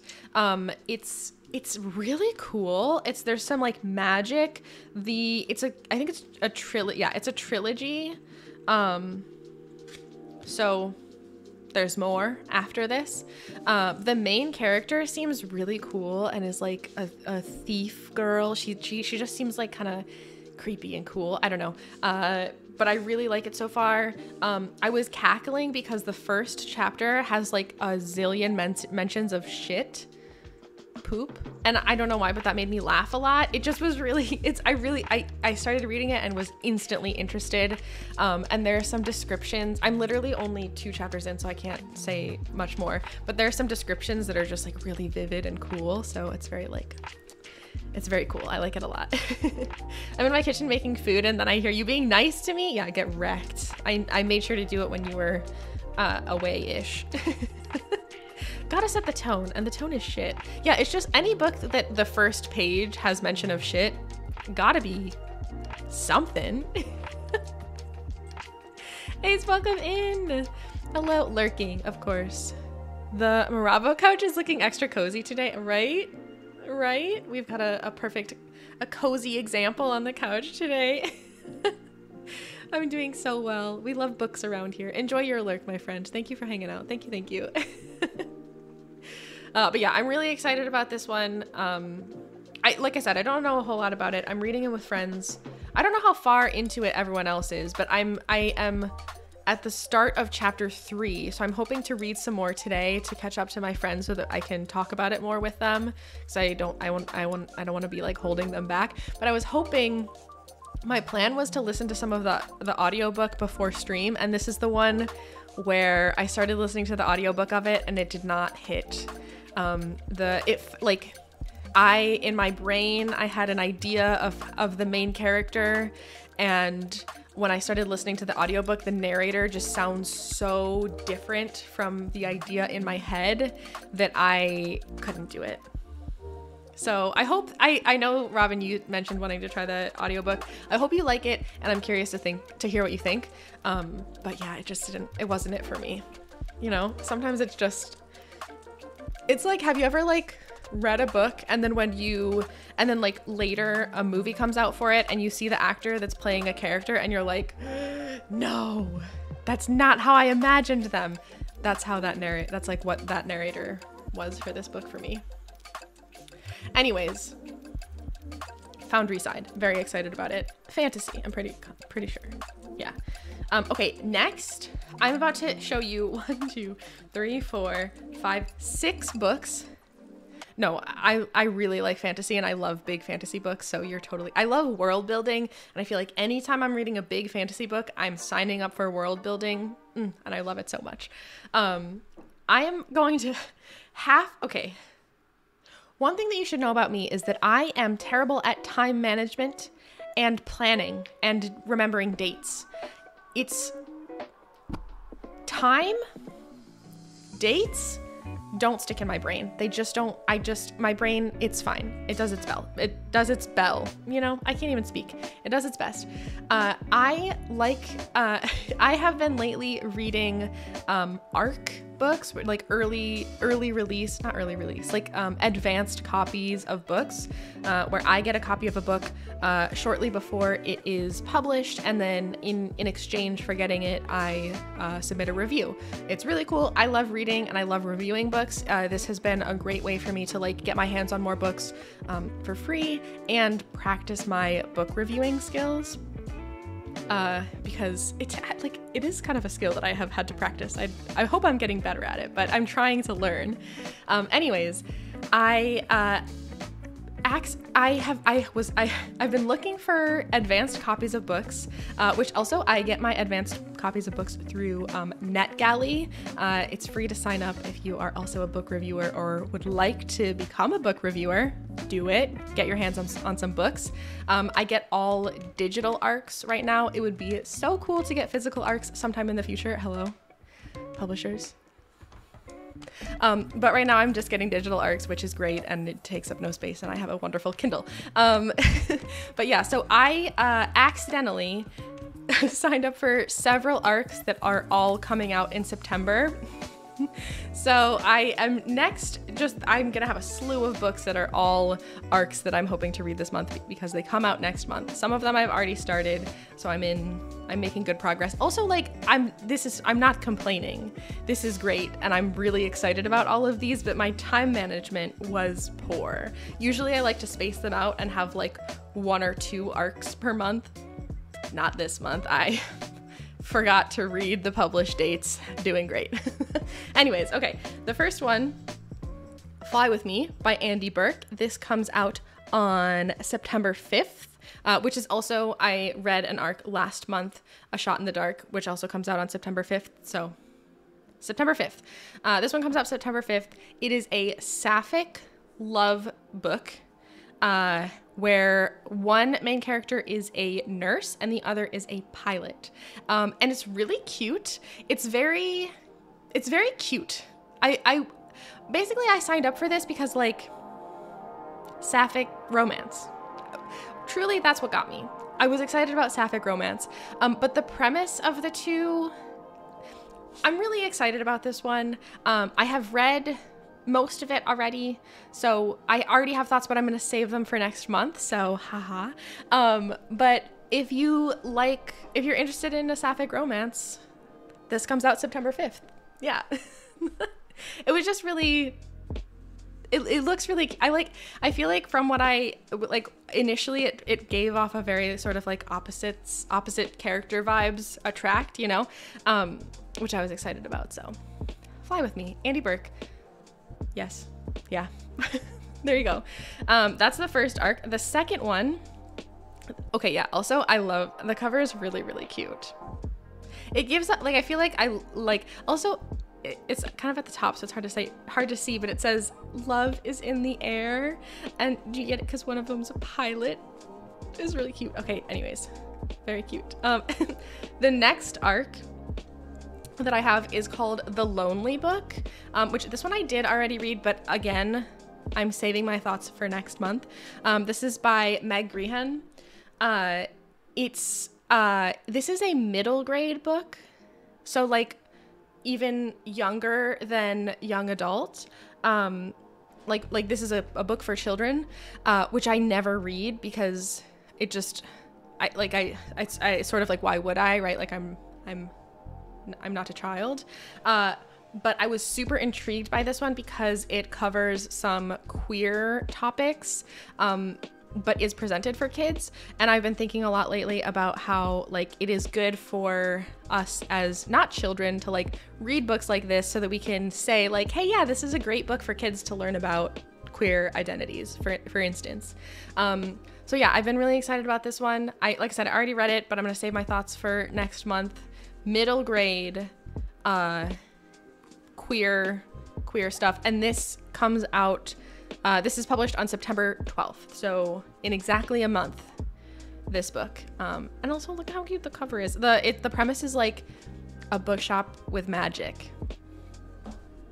Anyways, I was really excited about this one, and I can't believe I read a middle grade book, but here I am. What do you know? Who knew? Who'd have thunk?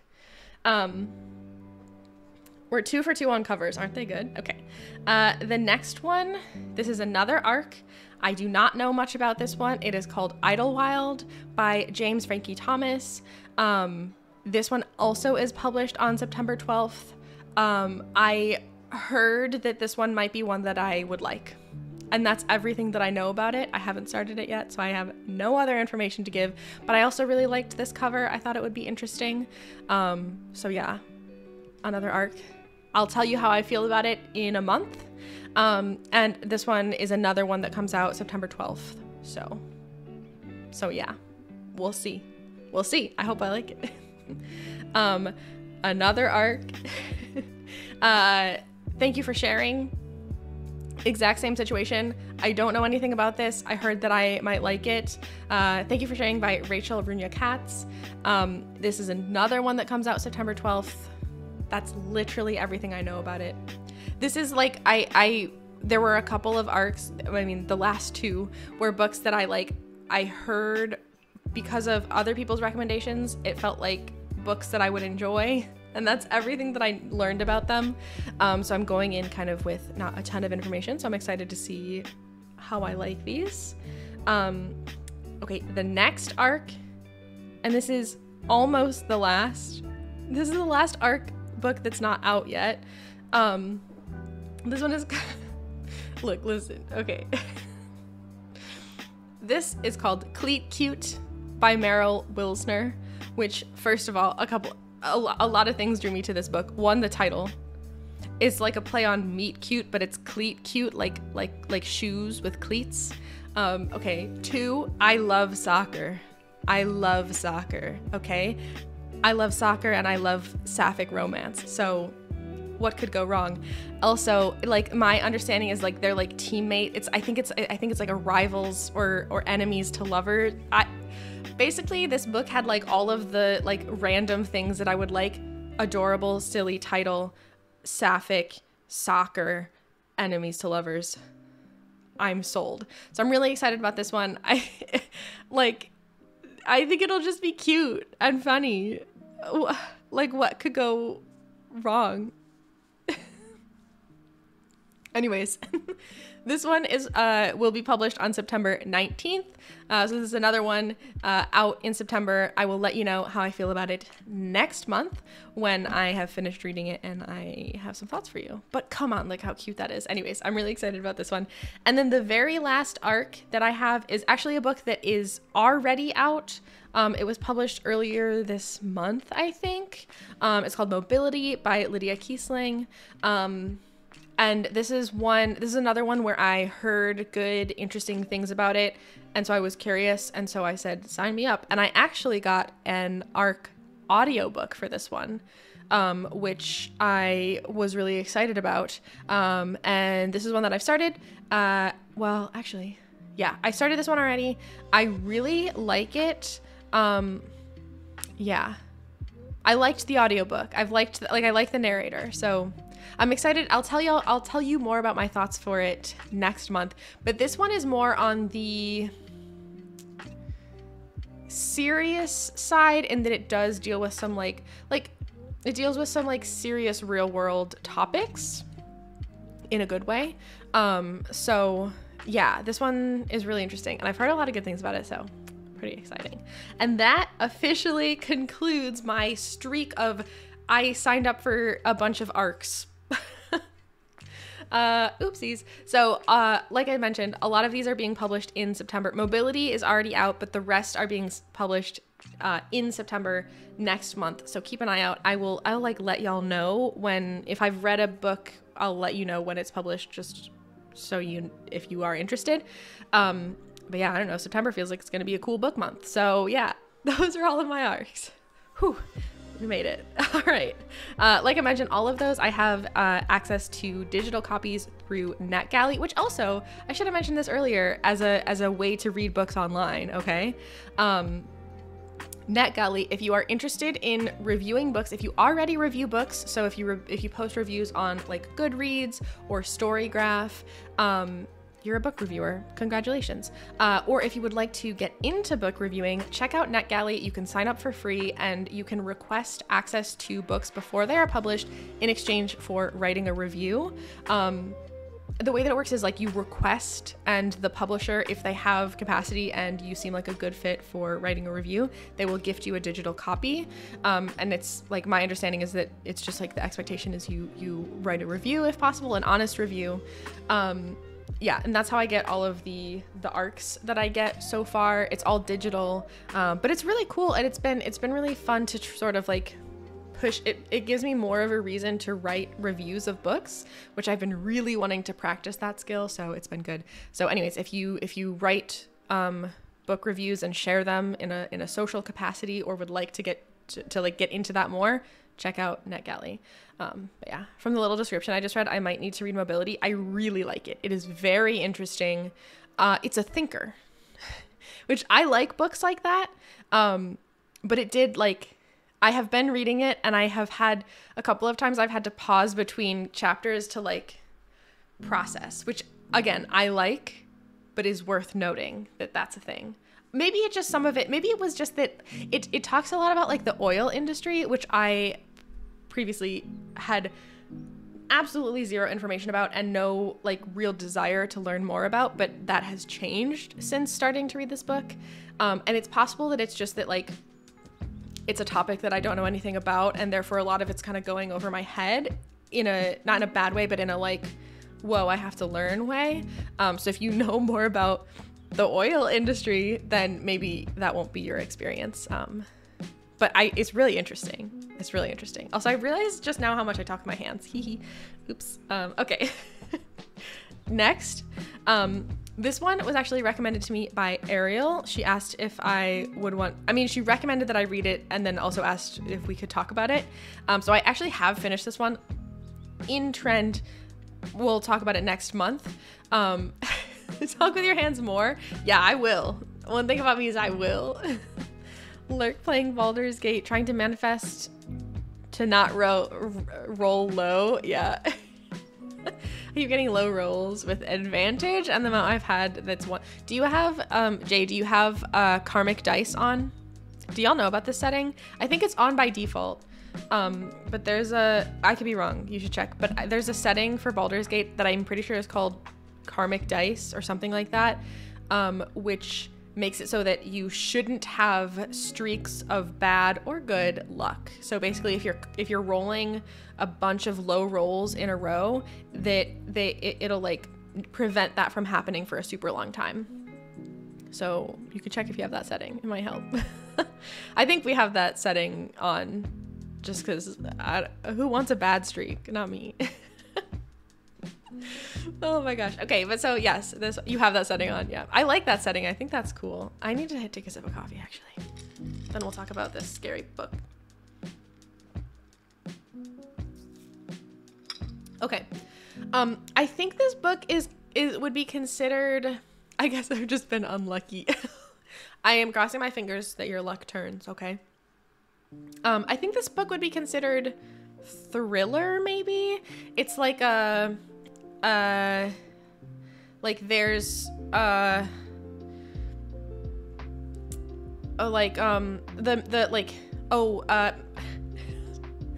don't want to spoiler it, but like basically the setting is this house where a woman lives who is believed to have murdered her family, and so there's an element of like, did she do it? What happened? What's the story? And so the book is sort of like finding out the story, and it's in this incredible how the setting is really cool. House at the top of cliffs, really interesting.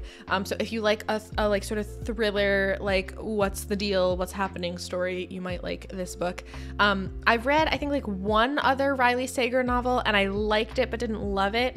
So I was excited to try out this one. I've heard a lot of people say that Riley Sager is very like hit or miss. Some novels are really good, some are like okay. So yeah, this one. I have a physical copy. It's a really pretty book. It's big, but like the font is not super tiny. So I think I read this pretty quickly. Like I think I read this in like 2 days. So, you know, that's something. But yeah, I love something about this like bright red and then the blue, like the cover's really, really beautiful, which also made me kind of excited to get it because like that's pretty. All right. Anyways, I just sat down at my desk and grabbed my hammer instead of my mouse. Nice. Yeah, you tell that computer what you want. You know what I mean? I've read 2 Riley Sager. I hope I'm pronouncing that right. I don't know if it's Sager or I don't know if that's a different, but that's okay. I've read 2 Riley Sager and both of them started really well and ended with twists I didn't care for. But as we approach scary season, maybe I'll give it another go. Yeah. Yes. That was sort of how I felt about the other Riley Sager book that I read, where like 90% of the book was so good. And then I got to the end and I was like, okay, all right. So I'm excited about this one, but also like, I still really liked the book, the other book that I read, which was, I don't even know, what was it called? Can I spell?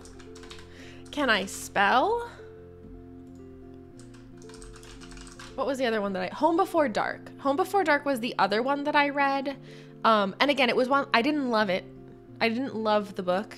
But I read it so quickly, because I was so sucked in that like the actual reading of the book was really exciting, and then I didn't love the end. So this one, we'll see. We'll talk about it next month. Sorry to leave you hanging on all these, but it's the worst letdown. Yeah. I read the pink one. I do not remember what it was called. And then, HBD, Just Like You. Yeah. I think I feel like that was like what's weird though is I think a lot of the people that I spoke to felt similarly about Home Before Dark, where the end was just sort of like meh, but it has incredible reviews. I guess it sort of makes sense that people were very excited. Oh, you know what? I'm wrong.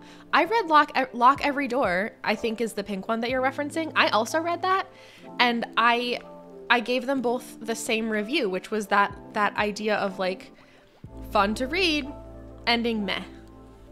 Which, yes, oh my God, I totally forgot about Lock Every Door, but now I'm remembering Lock Every Door. And I had that exact same, I felt the exact same about both of them, where during the book I was like, ooh, oh, ooh. And then the ending, I was like,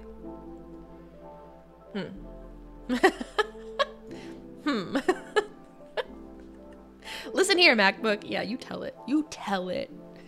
That one. Yeah, I know. Yeah, I think we're having the same thought, same experience, which like is okay, right? Because if it's fun to read still, like, but it's fine. But yeah, meh. But anyways, well, you'll have to wait a month to hear how I if this one did the same for me. Unless you're impatient, and then you can DM me and I can tell you. Like if you're like, oh, I really need to know now so I can decide if I'm gonna read it, you just tell me. I will tell you. Anyways, the next one on my list is Silver Nitrate by Sylvia Moreno Garcia. Also, did y'all see what my book says?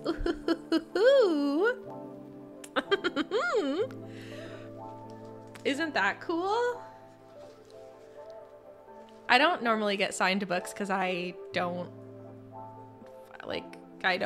search for them, but I saw this in the bookstore and I wanted to buy it anyways, and I was like, oh, cool, yeah. So I have a signed copy of it, which is pretty exciting. It's kind of neat. It was like already signed in a bookstore. I didn't meet the author, so it's not like a signed to me. It's literally just a signed copy, but look at that pretty signed copy. Isn't that cool? Isn't that fun? But I'm really excited about this one. This one is I think the category is horror. So I got it in preparation. Okay. I got it in preparation of October. Basically, I was like, perfect, I'll read this in the fall in October. And then I was in a bookstore when I bought this, and the person who sold it to me, there's like an almost zero chance of this happening, but if you happen to see this ever, I forgot your name. And I'm so sorry, because I asked you about it the second time that I bought a book from you, and I want to remember it, and I'm gonna find it. Okay, I'm gonna find it in the recesses of my brain. Anyways, while I was checking out, the person selling it was like, oh, if you're into this kind of book, you might like this other book, and gave me another recommendation, and I'm so excited. I'm excited about basically,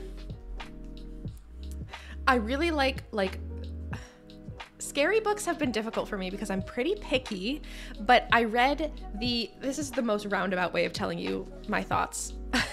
We'll get there. My brain's buzzing. I read the other book written by this author, Mexican Gothic, and it was so good and so weird and so creepy, and mushrooms. Ooh, it was really good. It was so good. Do recommend. But it was weird. It was like a weird kind of scary book, and I realized that I like scary books if they're weird like that, like kind of like gothic and like weird. Anyways, that's why I'm excited about this book. But the person who sold me this recommended another book that is also weird, and I got really excited about it. And then I was in the bookstore after that, and I was talking about these books, and I was like, oh, I'm so excited about Silver Nitrate, but I might wait until October. And she was like, why wait? There's gonna be more scary books that come out in October. Why don't you read it now? And then in October, you'll be ready to read more scary books. And I was like, I can't argue with that. So anyways, I'm reading it this month because I can't wait, and I'm so excited. Anyways, yeah. And I've heard really, really good things. And I loved Mexican Gothic. I loved the way that it was written. So that's my thoughts on this book. Everyone's entitled to have different opinions on book, but sometimes when someone who I trust and respect book-wise agrees with me, it just feels great. No, I super feel that, because I have had experiences with books where I've like disliked a book, and then someone else was like, really? And I felt like, oh my God, I'm wrong. I'm so wrong. I get it. Sometimes you just need at least one other person to feel similarly. I have a signed copy of The Martian that I treasured. That's so good. I loved The Martian. I've been thinking about rereading that because I want to get back into reading space books, but I feel like I need like a comfort space book first. And I love that book so freaking much. It's so good.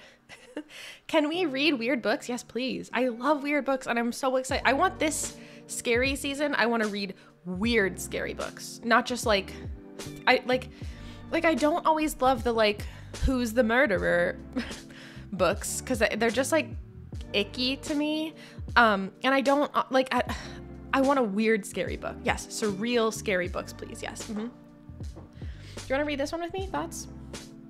Anyways, I'm so excited about this book. I really do think I'm gonna like it, largely because I liked Mexican Gothic, and look at the cover. Oh, anyways, okay. I don't know much more about it though, so that's that. All right, next up, I'm really excited about this one. Here's my copy. It has this like not a sticker on it, which makes me sad, but it's fine. I know almost nothing about this other than I have heard a lot of really good things. Also, I love the cover. And I think it's gonna be great. I know almost nothing. I've heard a lot of people are liking it. This is Yellowface by R.F. Kuang. I looked up how to pronounce this name as well. R.F. Kuang, which also this cover that I took a picture from says Rebecca F. Kuang, but this one, mine says R.F. Kuang. But either way, I've heard really good things about this one. Yeah. Anyways, I'm excited to read this one. I got it like recently-ish. Like I said, I've heard a bunch of really good things from other like friends and also strangers that have been reading it. So I'm excited about it.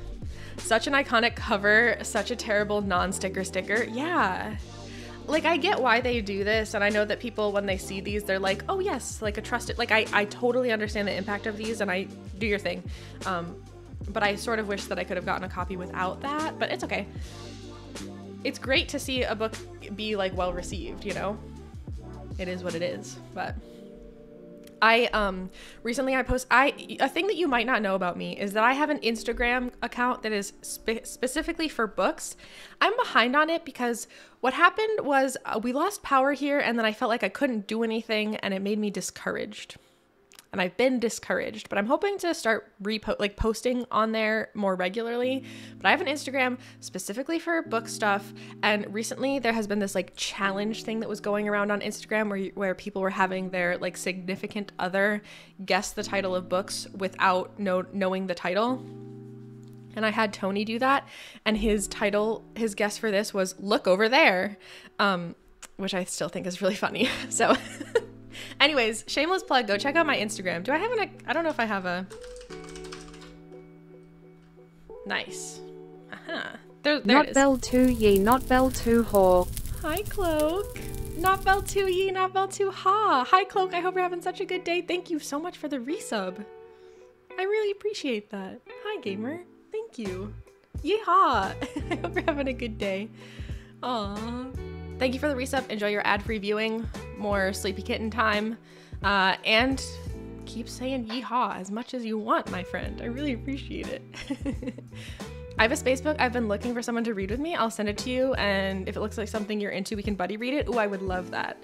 I would love that. Definitely, Bookie. How is everyone? Good. Really good here. We're talking about books.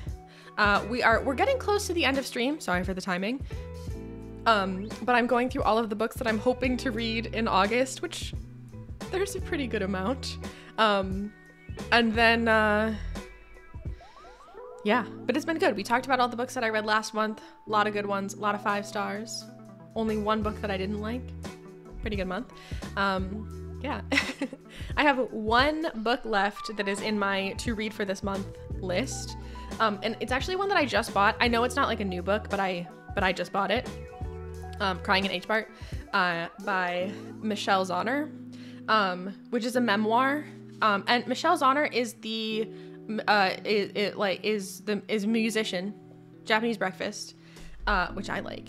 The band, is it a band? Is it a one? Anyways, I've been really excited about this book. I've heard really, really good things.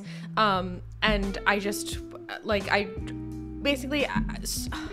someone let me be in a bookstore for too long. It's not my fault. Do you know what I mean? It's not my fault. It's that I was in a bookstore for longer than I was supposed to, and then I had to pick up an extra book. / I was able to. I'm really excited about this book. I've been wanting to read this one for a while. I've just been waiting for the right time. Lately, I've been trying to have one nonfiction book, to read at least one nonfiction book each month. Last month I read a memoir. This month I'm also reading a memoir, hopefully. So yeah, this is my nonfiction that I put into the mix for this month. So I'm really excited about it. This is, again, I don't know like a ton about it other than that it is like very, very well received and very well written. So I'm really excited to see it or to read it. Yeah. Thank you, Chloe. I appreciate it. I love this book. Wow. Did you get the hammer back out? Did you hammer your keyboard to express excitement? The bookstore didn't make me leave. They're to blame. Exactly. They should have kicked me out after I picked my one book that I came there for. You know what I mean? We can never go into a bookstore together. I will recommend way too many books. It'll be a practice in self-restraint not to pile books into your arms. Yes. I'm usually pretty good at bookstores. I genuinely have like a pretty good amount of self-restraint. But not always. This was an extra one. I went into the bookstore for one book and then I ended up with more than one, so oops. But yeah, I'm really excited about that. But yeah, okay, so those are all of my books for this month. That I officially have 12 in my to read for this month. Some of them are short, some of them are long. There's a very good chance that I do not read all of them this month, which is totally okay. Like I always mention, I usually like overstack my to read list for the month just in case there's one that I thought I wanted to read, but then I'm like, no, not yet.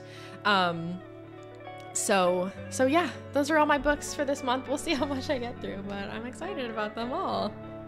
And we did it. Thank y'all so much for hanging out for these. Not to be all like sappy, but books have been a really, really important part of my life for the past couple of years.